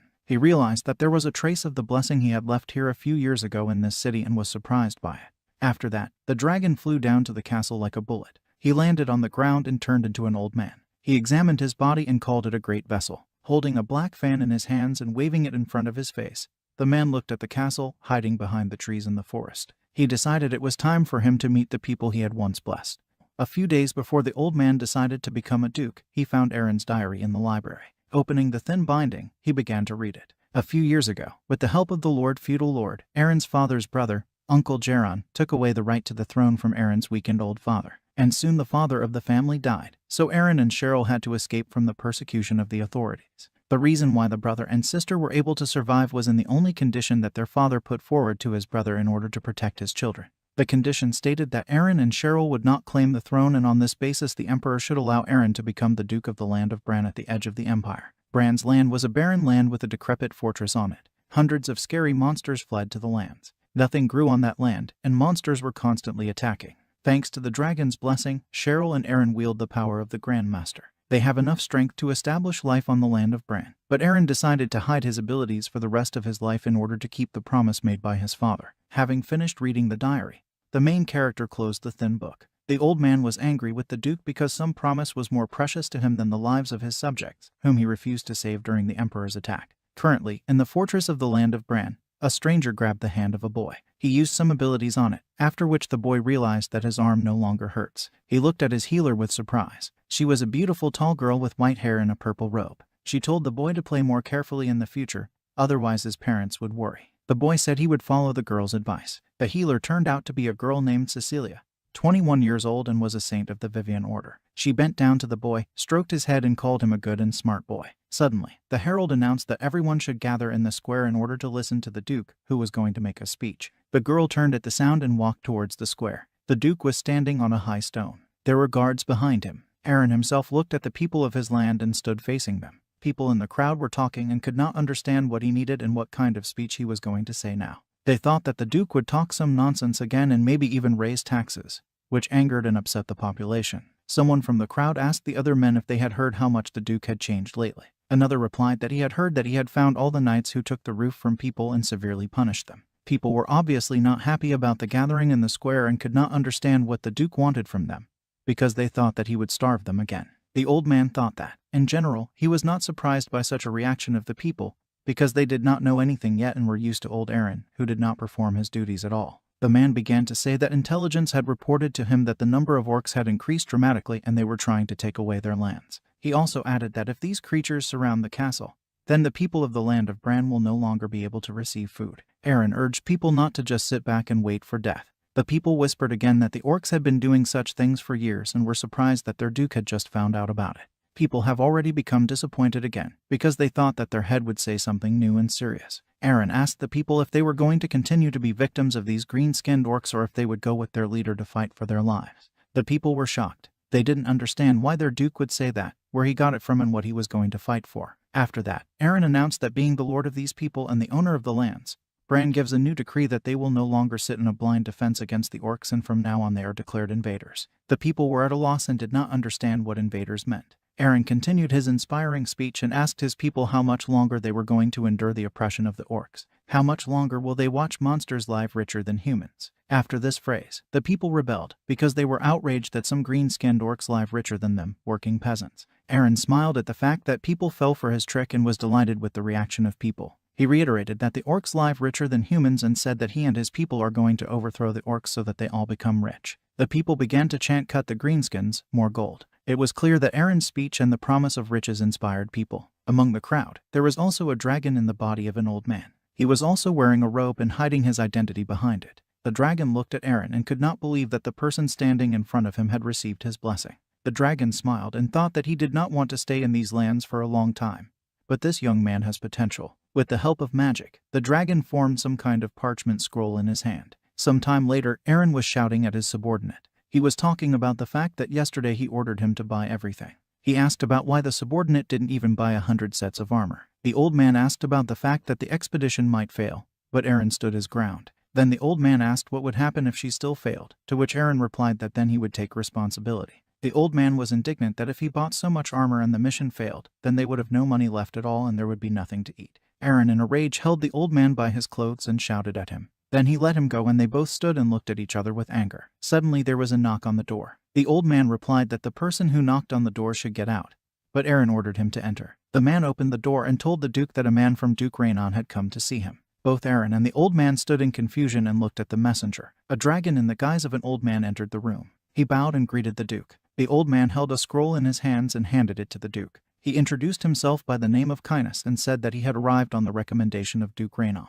Aaron, surprised, took the scroll from Kindness' hands and asked him again if he really came on Duke Rainon's personal recommendation. For himself, Aaron thought about the fact that last time Kindness introduced himself as a strategist, but left them a year later. Aaron was pleasantly surprised to see Kindness and noted that his appearance is hard to forget. Aaron unfolded the scroll and began to read it. In it, Duke Rainon was addressing Aaron. He wrote that it had been 3 years since the man settled on the lands of Bran and there was not a day when he would not be unpleasant to remember that Aaron constantly has to fight for existence in this hell. Then there were a few more lines of text, after which it was said that this time the Duke had sent him his promising strategist and some gold for the treasury. Duke Rainon also expressed his wishes that he hopes that Kindness will serve Aaron well in the next 3 years, and he and Aaron will meet again someday. After finishing reading the scroll, Aaron thought about how Duke Rainon was loyal to the late emperor. But suddenly it dawned on Aaron that the scroll mentioned gold. He asked Kindness about it. The eyes of the old man with whom Aaron was arguing a few minutes ago immediately lit up from such news and the mention of money. Kindness laughed softly, waving his fan in his face, and said that Duke Rainon had sent 50,000 gold.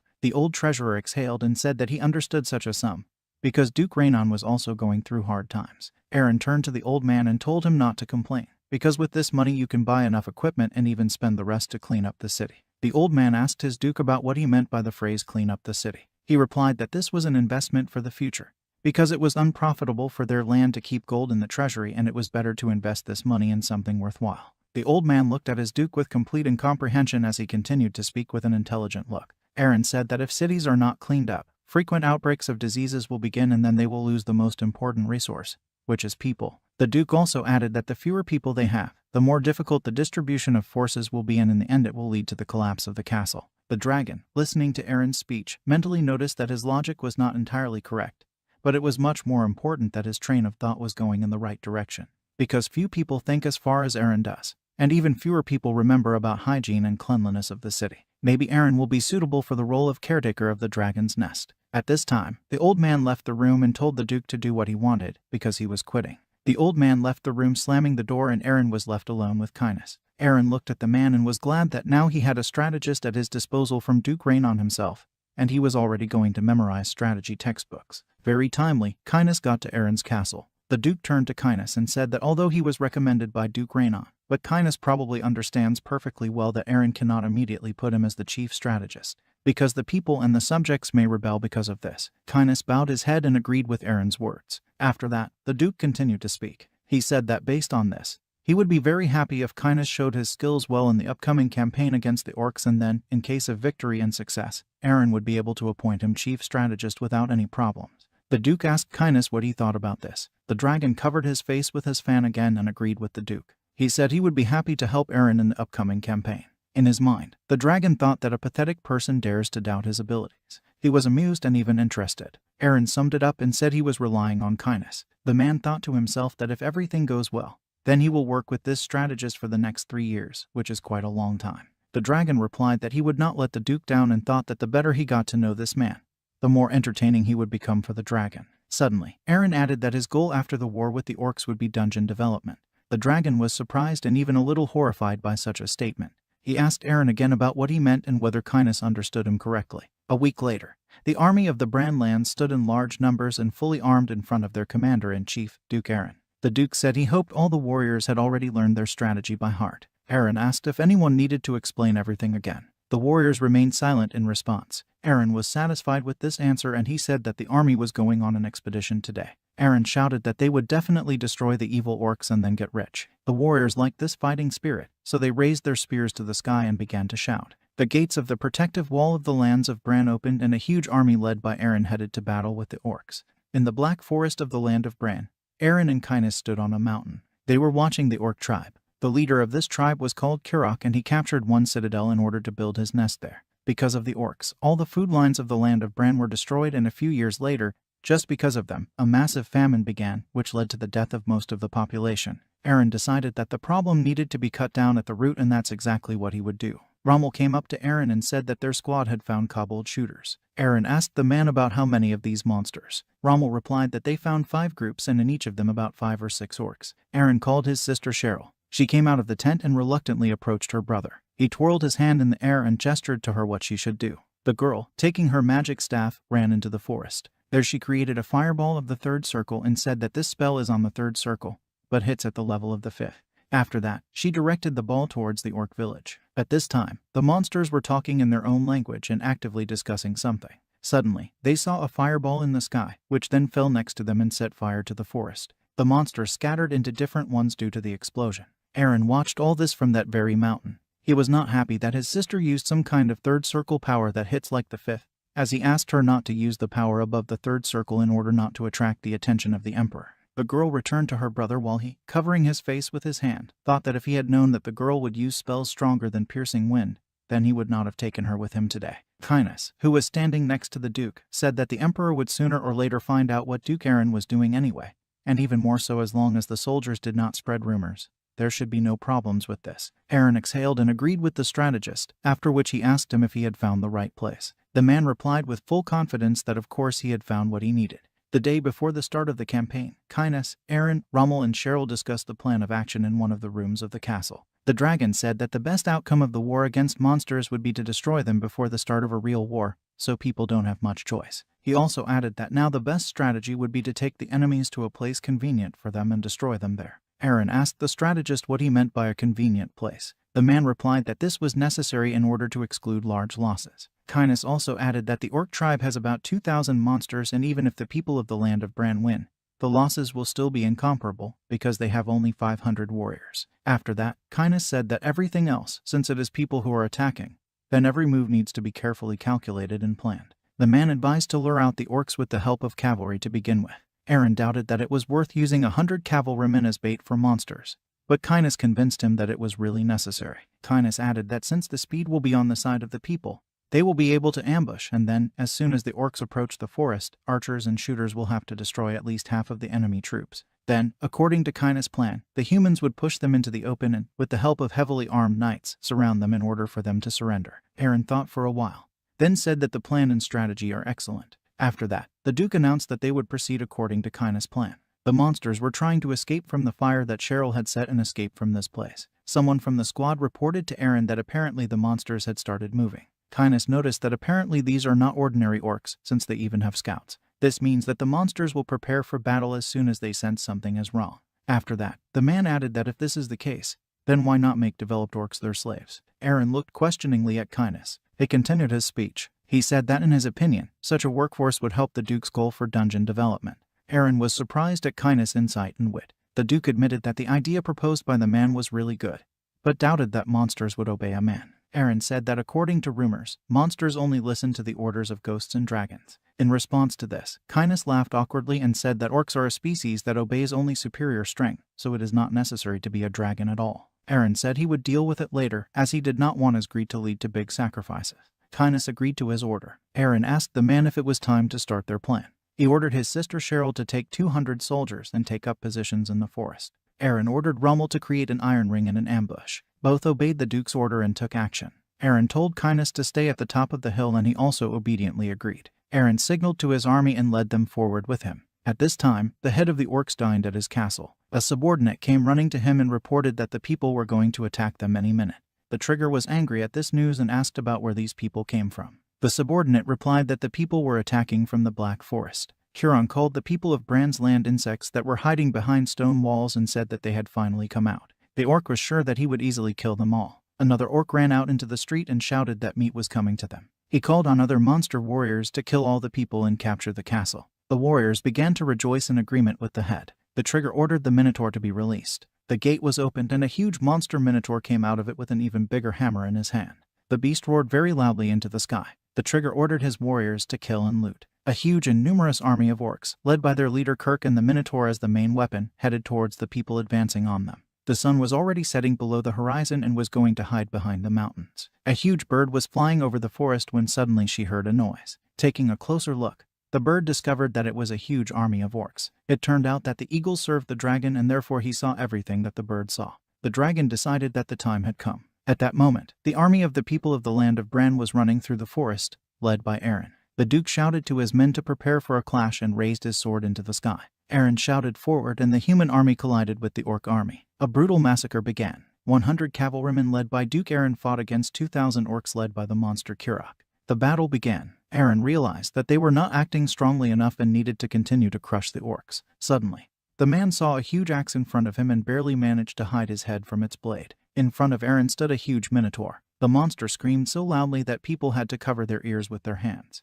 Aaron shouted to his army not to be afraid of the minotaur and ordered them to move on towards the orcs. People again went on the attack on the monsters. One of the orcs started attacking Aaron. The Duke had already raised his sword to strike, when he suddenly remembered Kynus' words that the orcs could become a good workforce that would help in the development of dungeons. After that, Aaron decided not to kill the orcs, but simply to push them out of his way. The Duke realized that they were in the Black Forest, just where they planned to exterminate the orcs. Aaron shouted to his soldiers that there were too many enemies and ordered his army to retreat. The orcs looked at the retreating people with incomprehension. They shouted to each other that the people were running away and they needed to run after them to kill them. Suddenly, a minotaur broke through the crowd of orcs and began to catch up with the army of people. One of the warriors ran up to the Duke and said that they were being followed. Aaron said he would deal with the minotaur and ordered the rest of the warriors to go behind the hill. The warriors continued to run forward while Aaron abruptly turned around and ran towards the minotaur. At this time, the minotaur was about to strike one of the warriors. Aaron ran and thought that he was not going to lose any of his soldiers. With these thoughts, he used his sword to repel the blow of the minotaur and his warrior remained alive.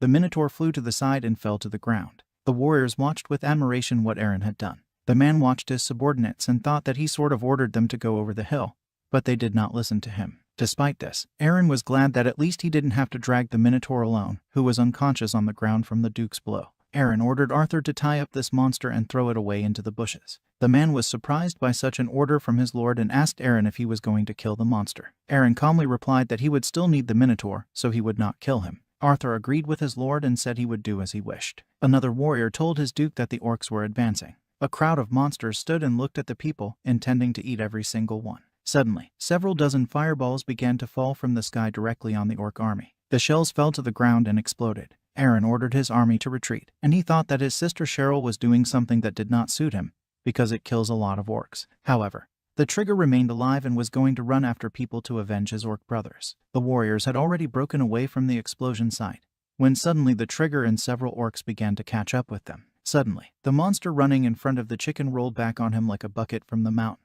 The orc didn't understand what was going on until he climbed further and found that in front of him was a wall of shields that people had built. The orcs looked at the people and realized that they couldn't do anything about it. Suddenly the shields parted and Aaron came out of them, straight towards the orcs. He announced to Kurok that he and all his relatives were surrounded, but the Duke would give them all a chance to survive. He announced a duel between two chiefs, Aaron and Kuroko. As a result of the duel, the losing race will become slaves. The trigger said that the orc doesn't believe the man. The monster thought that if a person wants to, then all his orcs will be killed, so people cannot be trusted. Aaron said he swears by his honor as a warrior, and the trigger will do exactly the same. In response to this, the orc said that man has no honor. Aaron was angered by this statement and ordered his army to close their shields again. Hearing this, the trigger growled in displeasure and agreed to a duel. He told Aaron to keep his promise, But after that, the trigger with a huge wooden bat in his hands ran to attack the Duke. He intended to kill a man without starting a duel. The orc hit Aaron with all his might so that the ground on which he was standing crumbled in different directions. But after the dust cloud dissipated, it became clear that Aaron was standing as before, completely unharmed. This angered the orc and he attacked Aaron again. However, the Duke managed to dodge again and it seemed that he didn't even do anything for it. Aaron thought to himself that, apparently, the blessing of the dragon felt that way. The old man has not yet fully mastered the Duke's body, however, it feels as if it reacts to the orc's attacks by itself.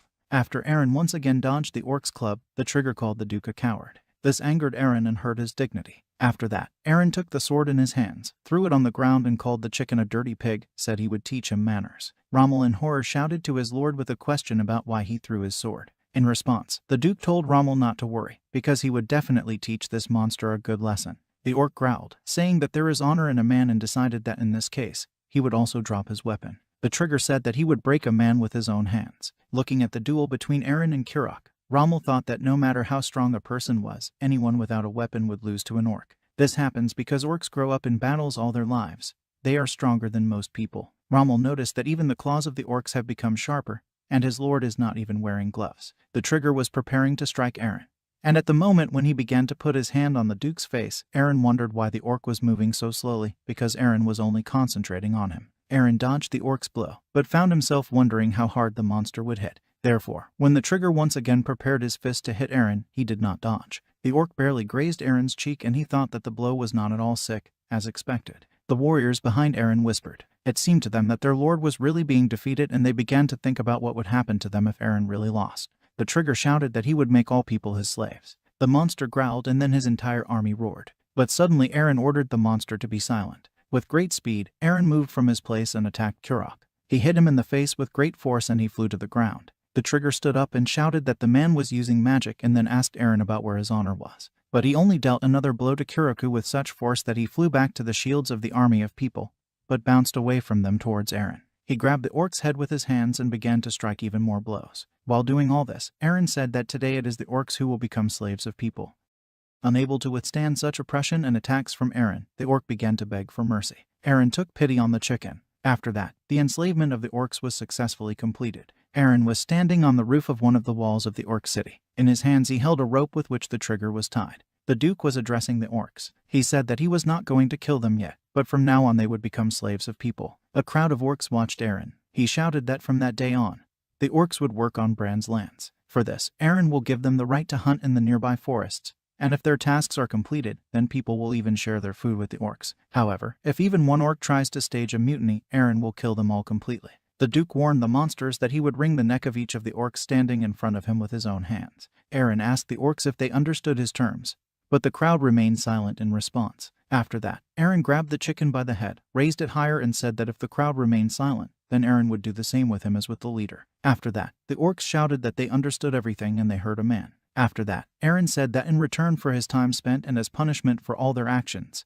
people would take food from the orcs' reserves for themselves. Aaron's army entered the walls of the land of Bran. People cheered when they greeted the warriors led by Duke Aaron, his sister Cheryl, Rommel and strategist Kynus. The people praised the Duke for the fact that the soldiers returned victorious and they defeated the orcs. Everyone was happy. Aaron ordered Rommel to bring the orcs. In the dungeon, Cheryl made a portal through which all the orcs found themselves in the snow-covered lands. Aaron used a great swordsmanship technique called piercing wind and crushed all the mountains around. The orcs watching were horrified by Aaron's strength.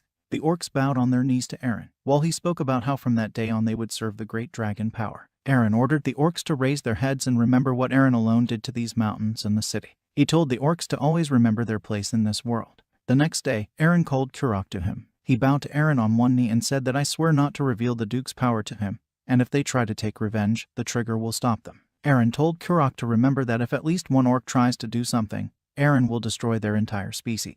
The orcs fled back to the dungeon while Kynus approached Aaron. He told the Duke that he was really able to subdue the orcs and that was commendable. Aaron said that apparently the orcs mistook him for a dragon and that made the task easier. Kynus laughed and asked Aaron what he meant by the word dragon. He told Aaron about whether he knew that dragons never forgive those who pretend to be one of them. In response, Aaron waved his hands and said that Kynus misunderstood him. Aaron said that he didn't even mention the dragon. And apparently, the orcs were imagining something for themselves, and the Duke did not interfere with the flight of their imagination. Kynus laughed and said that it turns out the orcs were just scared of Aaron's strength. to which he replied that Kindness was right and his strength was comparable to that of a dragon. Kindness asked Aaron about what he said, but he changed the subject. Aaron said he would call a meeting in about an hour and asked Kindness to tell the others about the orcs. He said he would carry out the Duke's order. The old man in the body of Duke Aaron walked and thought that his lord with such strength would be able to protect both his lands and his subjects. And even if I couldn't, I would have to at least try. The old man was surprised that the promise to the last king was so important. After that, the old man thought that he was not Aaron anyway and was not going to follow these promises in the same way as nobles do. His main task now is to protect his subjects and the lands of Bran. The old man decided that he would definitely prepare for a battle with the king, which would solve everything.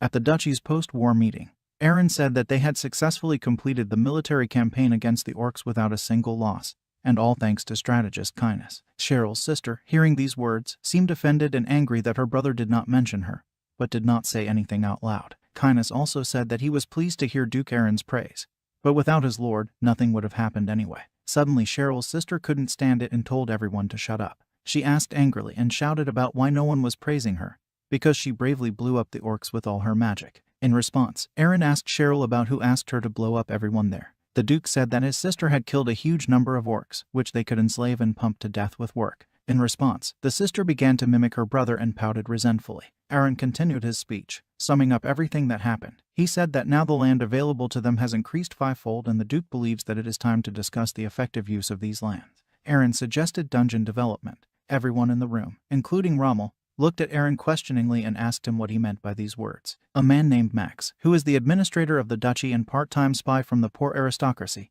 asked his lord if he was really going to use the dungeons to lure tourists. Aaron turned to Kindness and asked him if he had made a plan. He replied that he was too busy, but still managed to fulfill the order of his lord. He placed a large scroll on the table and said that this was the main plan of the project called Dungeon Opening and Development. Kindness unfolded a huge scroll. He was so long that he didn't have enough table. Aaron got up from his chair and praised Kindness for the excellent job he had done. But later he added that this plan misses two important details. Kindness, in fear, asked his lord about what he had missed. Aaron shouted that they would probably frame the adventurers, forcing them on the verge of life and death to sign a contract that would force them to be his slaves. Suddenly Max shouted that making people his slaves would have a bad effect on the reputation of Aaron, who is also an aristocrat. In response, Aaron said that he didn't care about his reputation since it was more important for him not to die of hunger. He also added that even aristocrats are human and like all the Lord's subjects, without food Aaron will also die. Suddenly Kindness laughed. He apologized and said that his lord was perfectly able to go beyond simple logic,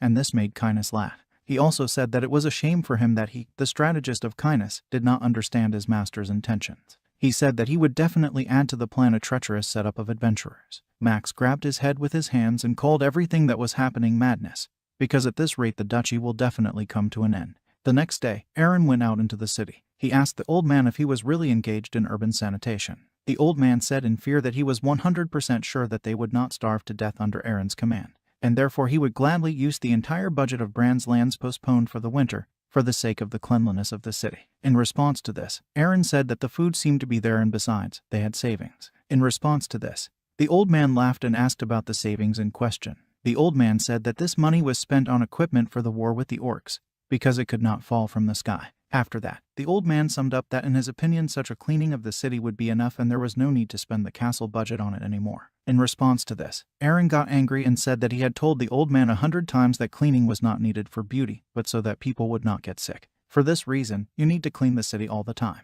Aaron ordered the old man to pay the workers with food obtained after the war with the orcs. The old man sighed wearily and said that all of them would soon come to an end. Aaron looked at the city and thought that at this rate they would really run out of food and there would be no sanitation. The Duke was thinking about how to solve such a difficult task. At that moment, one of the subjects of Rommel's capital told him that some nun was again illegally arranging treatment. Aaron was interested in this woman. Rommel looked at the crowd of people and told Aaron that, apparently, it was again a nun of their Vivian order treating the people. Aaron reflected on the fact that, according to his recollections, the Vivian order is a religious order that should soon disappear under the pressure of the Perse order. Suddenly it dawned on Aaron that the girl was treating people. One of Rommel's subordinates began shouting at the people that this was unacceptable, because no one allowed them to use religious magic. The people quickly dispersed, and the members of the Vivian order began to hide. One of the members of the order apologized and said that she did not know about such a ban. She said that in that case they would leave. At that moment, people shouted from the crowd. One man begged the priestess to cure his little son, otherwise he would die. Another old man shouted that if Rommel's subjects expel priestesses, Then let them at least build a hospital for the people, because this girl somehow helps people and they do not understand why the knights expel her. Another man from the crowd approached the warrior and asked him if he was ready to answer for the death of his son. The girl tried to stop the fight. She said she would come back to them, so people should just wait. Suddenly someone loudly shouted enough, and everyone fell silent. The people looked in the direction from which the voice was coming. Aaron was standing there. He said the nun could continue. Aaron approached the girl and thanked her for helping his subjects. The Duke also added that he has no reason to expel the girl from the city and he personally allows her to help his people. People joyfully began to rejoice. The girl at first did not believe in the words of the Duke and then thanked him for such an opportunity. Aaron was embarrassed and looked away. He said that the nuns could continue the treatment and the girl needed to go after him. Aaron walked and thought that he didn't care about religion because free treatment is more important. He laughed inwardly and thought that he would make them all plow until they died of fatigue. As soon as Aaron and the nun arrived at the duchy's meeting room, the girl threw herself around Aaron's neck with a hug. Aaron began to push the girl away from him and wondered if she didn't know that holy virgins are deprived of God's blessing when they touch men. The girl knelt down in front of Aaron and asked him if he really wanted to build a temple. Aaron began to drink tea and said that he really wanted to do it and saw no reason not to build a temple. The girl was very happy, but suddenly an old man appeared who said that they could not build a temple because they simply did not have the money for it. And if they build it, then they will have absolutely nothing left in the treasury. Aaron said he knew all this, but they must have had hidden savings somewhere. In response to this, the old man angrily shouted that the last emperor had left this money to Aaron in order to use it as a last resort. In response to this, the Duke shouted that the extreme case had come. The old man quietly bowed to his Duke and said that he would do his bidding. The girl began to thank Duke Aaron endlessly for such a decision, but the man stopped her and said that for such generosity he had one condition for the Order of Vivian. The girl asked about the condition. Aaron said that his condition is the production of holy water. The Duke said that according to the rumors that reached him, holy water can be created directly in the temple. Aaron asked the girl if she was ready to promise her help in the development of the lands of Bran and the production of holy water in exchange for the construction of a temple. The girl happily agreed and said that she would fulfill her promise. Aaron asked the girl what if they had to produce as much holy water as Aaron wanted.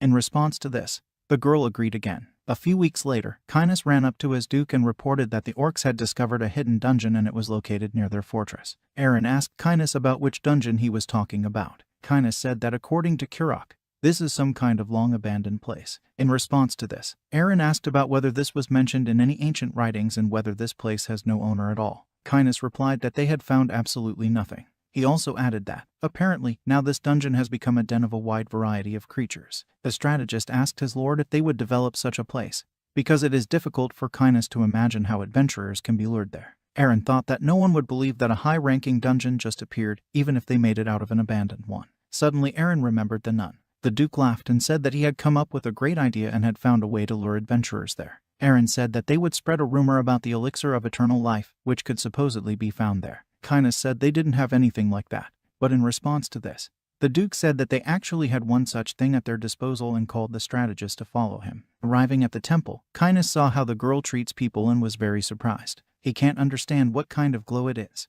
what kind of divine power that literally bursts out of the girl's body. Kynes could not understand where this creature came from in these lands. The girl immediately ran towards her master as soon as she heard his footsteps. A strong light emanated from the girl, which blinded Kynes' eyes, but he very soon realized that people did not feel this divine power. The girl immediately threw herself on her master's neck, but he moved aside and she fell on the grass. Aaron asked the girl how her business was going. Privately, the Duke thought that he should not forget that Cecilia is a cheap producer of holy water for Aaron. The girl said that as the Duke can see, they have almost finished the construction of the temple. Aaron said that he came to find out about the holy water and asked the girl if she could already create it.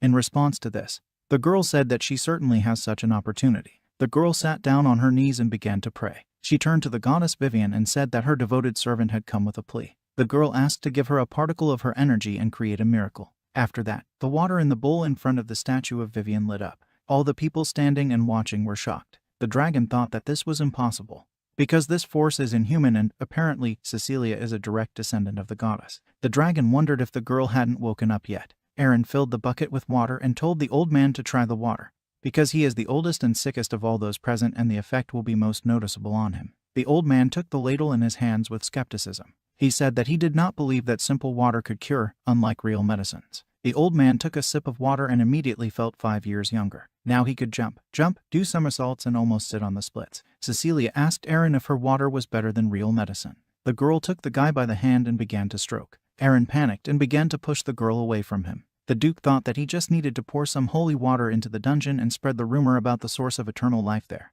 But he also noted that the effectiveness of this water is amazing. The guy decided that in this case it was necessary to keep Cecilia. He made a reservation and corrected himself, his cheap producer of holy water, as close to himself as possible. At this time, the girl was still standing close to Aaron, and it was clear from the Duke's face that he was embarrassed by such attention from the girl, and he was embarrassed. Aaron called kindness to him. The Duke whispered to his strategist about how hard it would be to spread such a rumor about the elixir. Kindness replied that he was sure there was no such powerful holy water anywhere else. The strategist also added that, of course, water does not grant eternal life, but even this effect is enough for adventurers. Aaron said that since everything was ready, in that case it would be time for them to go to the dungeon. Suddenly Cecilia ran up to her master and said that she had just remembered that she would like to introduce him to someone. Aaron was surprised and asked the girl who she was talking about. Cecilia replied that she wanted to introduce the man to the captain of the Holy Knights of her order. Aaron was surprised and asked the girl if he had heard that the Vivian Order had Holy Knights. It turned out that the Order of the Holy Knights really exists. And, unlike other specialized warriors, they are responsible for defense. These people dedicate their bodies to the divine in order to withstand and repel absolutely any kind of attacks. If such knights unite together, then their defense will not be inferior in strength even to a fortress. However, Cecilia sighed sadly and said that they only had one of the knights left. Aaron asked the girl if the captain would come to them. Suddenly, someone called out to Aaron, calling him a red-haired boy. The Duke looked in the direction from which the voice came and saw a girl in armor there. She told Aaron to stop crowding their saint, because he was not worthy to stand even close to her. The Duke looked offended at the knight. She continued talking and said that she came only because the Holy Virgin decided to build a temple in the lands of Bran. She called this place dead, with weak people and a useless duke, just a pathetic sight. At that moment Cecilia flew up to the knight and calling her Lady Bianca said that she could not talk to her master like that, because it was rude. Aaron, with a calm voice, asked the girl what she meant when she called his people weak. Bianca replied that she really considered their people weak and added that she was ready to obey only the strongest. In response, Aaron, with the same calm face and even a little bored, asked the girl about how many people she had already obeyed in her entire life. The girl shouted that so far no one has been awarded such an honor, because no one will be able to match her strength. Aaron smiled and asked the girl if she wanted to make a bet. Bianca was surprised and asked Aaron what he meant. He replied that the loser of the bet would receive 3 strong blows from the winner, and after that they would see if Bianca would obey the Duke of Bran's land. Bianca looked at the Duke with contempt and called him an infirm brat. The knights stood around Aaron and Bianca, while they stood opposite each other and prepared for battle. One of the knights said that it hurt him to watch a battle in which the winner is obvious. Another replied to him that the master had defeated that orc Kirok with the help of the magic of deafening sleep and even fought without a sword. The third knight asked what would happen if Aaron or Bianca were to get badly hurt during the fight. The first replied that they had nothing to do but pray. Aaron bent down to the ground to pick up a thin branch. Bianca was offended and angry, because the Duke was going to fight against her with a branch from a tree. In response, Aaron laughed it off and told the branch not to listen to the bad ant. At that moment Bianca turned to the goddess Vivian and asked her to give her the strength to crush her enemies. Aaron asked the girl why she had been preparing for the attack for so long. Was she really afraid of the stick? The girl got angry and shouted at the Duke to shut up. The girl began to attack Aaron with all her might, but he stopped her with just a stick. Bianca bounced off Aaron and flew into the wall. In response to this, Aaron, with a grin and mockery, asked the girl if one blow of a branch was enough for her. After that, the Duke hit Bianca with a branch again and her shield began to crumble. As a result, he completely broke into small pieces. The girl fell to her knees and bowed to Aaron. At that moment, the Duke said that according to the conditions that they both remember, the loser must withstand 3 strong blows from the opponent. He ordered Bianca to expose herself. The Duke dealt Bianca 3 blows with a stick while all the knights were watching. After that, Aaron announced that the punishment was over and told Bianca that she would never dare to insult him on his own land again. The girl sighed, barely gathered the strength to get up from the ground and turned to Aaron. She said that no one had ever humiliated her so cruelly and asked the Duke to make her his own. But before the girl could finish, Cecilia closed her mouth. Aaron was surprised by such a request from the captain of the order and asked her about what she said. Cecilia continued to close Bianca's mouth and laughed and said that the captain of the Order of the Holy Knights must have been slightly carried away by reading her favorite novels. Aaron was still standing in surprise and did not understand what kind of novels Bianca was reading. The Duke ordered Rommel to assemble a warrior to clear the dungeon. Aaron stood in front of his warriors. He turned to Kindness and said that by removing the soldiers needed to protect the borders, they had only 100 warriors left, which is too little. In response to this, Kindness said that only 5,000 people live on the land of Bran and by law they mobilize every 10th, so it turns out that a large army needs a huge population, which the lands of Bran do not have. After that, Kindness said that even if they suddenly have new residents, they will not have enough resources to feed them. Aaron thought about it and realized that in order to attract more residents, it is necessary to first improve living conditions. Kynes said he would try to find a way to fix their deplorable situation. Aaron agreed with the strategist. Suddenly, Aaron realized something. He decided that if he was not mistaken, then just at this time there would be many refugees in the territory of Count Grey and Count Ammon. Kynes noticed that his master was thinking and asked him what he thought. At that moment, Aaron realized that it was time for him to give his speech to the warriors. Aaron began to say that, as they had all already heard, they were going to go to the dungeon. He also added that they would clean up everything there and take the treasures with them. After that, the warriors led by Aaron headed to the dungeon. There were orcs at the entrance to it. They bowed to their overlord and greeted him. Aaron asked the orcs about how it went there. Suddenly, the trigger said something had happened. After that, they headed to the second floor of the dungeon in the Holy Lands of Atuna. The orc pointed to his brothers lying on the ground and said that they had become some kind of strange. Cheryl asked others about whether everyone feels this strange cold that she feels. These orcs stood up and looked at the people. Their eyes were glowing purple. The orcs headed towards the humans and were going to attack them. The trigger shouted for his brothers to stop, otherwise Aaron would kill them all and beat off the orcs from the lord with a club. They fell and crashed into the wall. Some kind of black spirit flew out of them. Kynes warned everyone to be careful,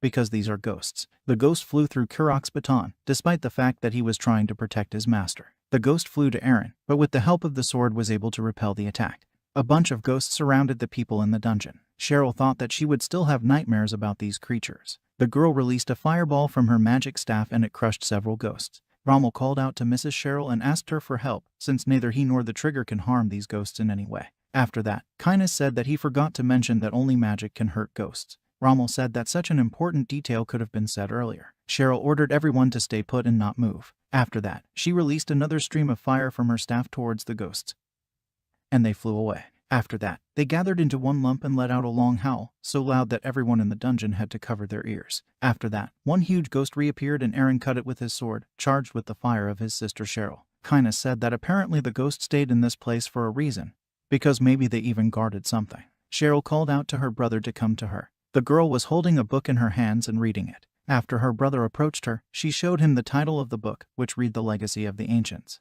The girl was reading a book and said that during the time of the Dragon Empire there was a temple of some group of monks in this place, and she also saw about the training of spiritual power. Aaron asked about what these workouts are. Cheryl began to read that unlike magicians using external force, these monks were able to know the power of a different nature, spiritual. Aaron said that this is the first time he hears about inner strength.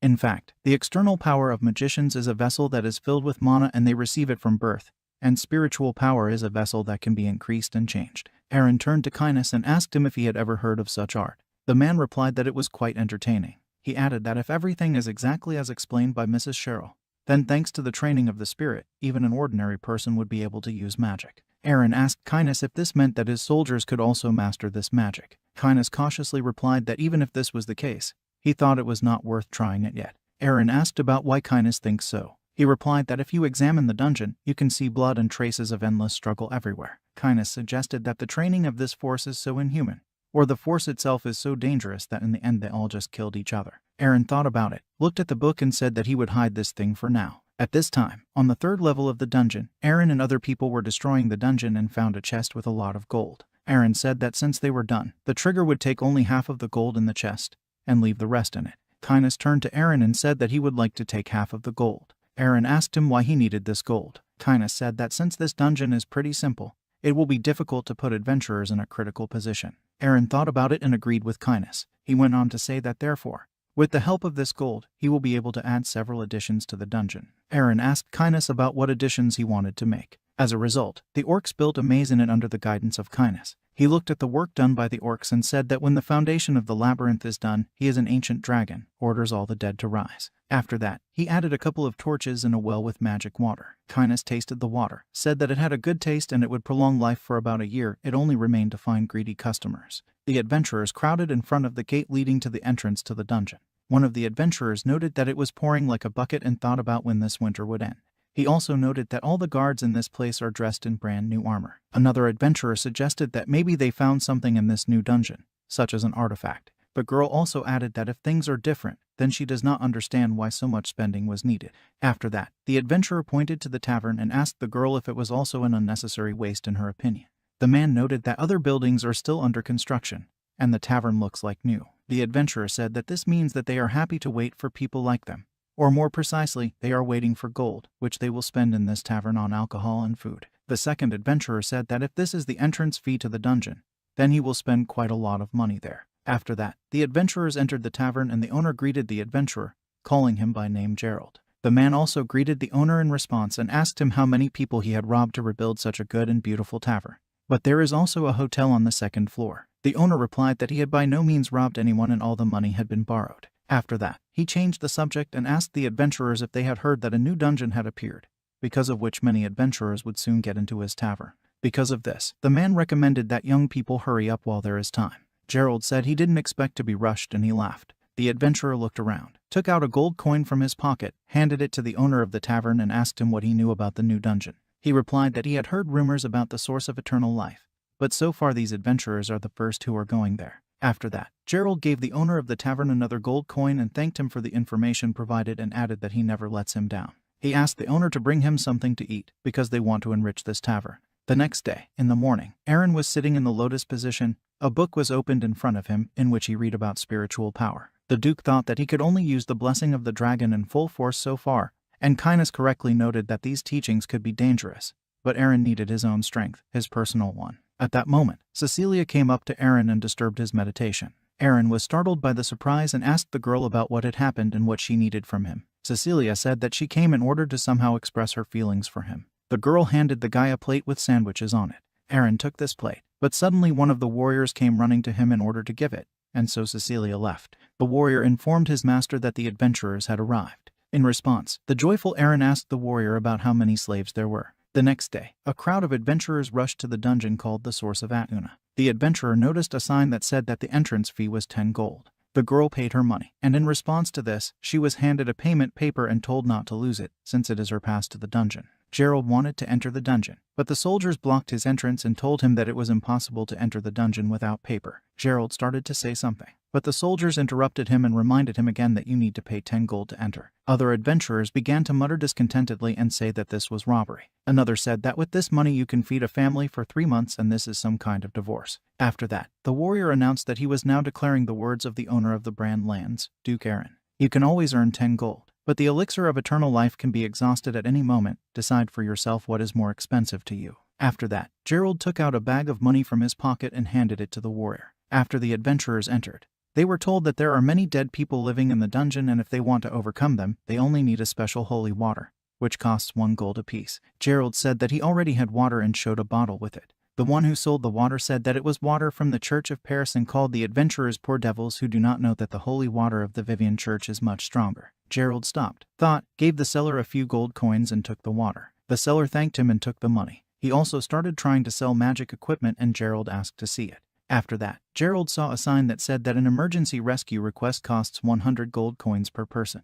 The seller gave Gerald some artifact and began to assure him that this was not a divorce. The man said that this is a special artifact designed specifically for adventurers and with only 100 gold pieces he can save his life. Gerald asked about what would happen if they didn't make the request. In response to this, the seller said that then no one would take money from them. Gerald thought that if they really found the source of eternal life there, they would get rich 10 times more than they would spend here. After that, all the adventurers finally entered the dungeon. At this moment, Aaron and Kindness were happily watching the adventurers enter the dungeon. Aaron called Kurok and told him that the holy water would simplify the battle with ghosts too much for adventurers, and therefore, the Duke asks the orc to go to the dungeon and heat up the situation there. At this time, on the second floor of the dungeon, the adventurer was using ice arrows to fight monsters and fight her way to the source. Gerald thought that if they didn't have this holy water, then everything would be much more complicated. The adventurers, led by Gerald, stood near the stairs and wondered if it led to the last floor. Suddenly, more ghosts flew towards the adventurers, who were already ready to attack them. One of the men shouted at them that they were stupid creatures and threw a bottle of holy water at them. She crashed into the ghost, but did nothing.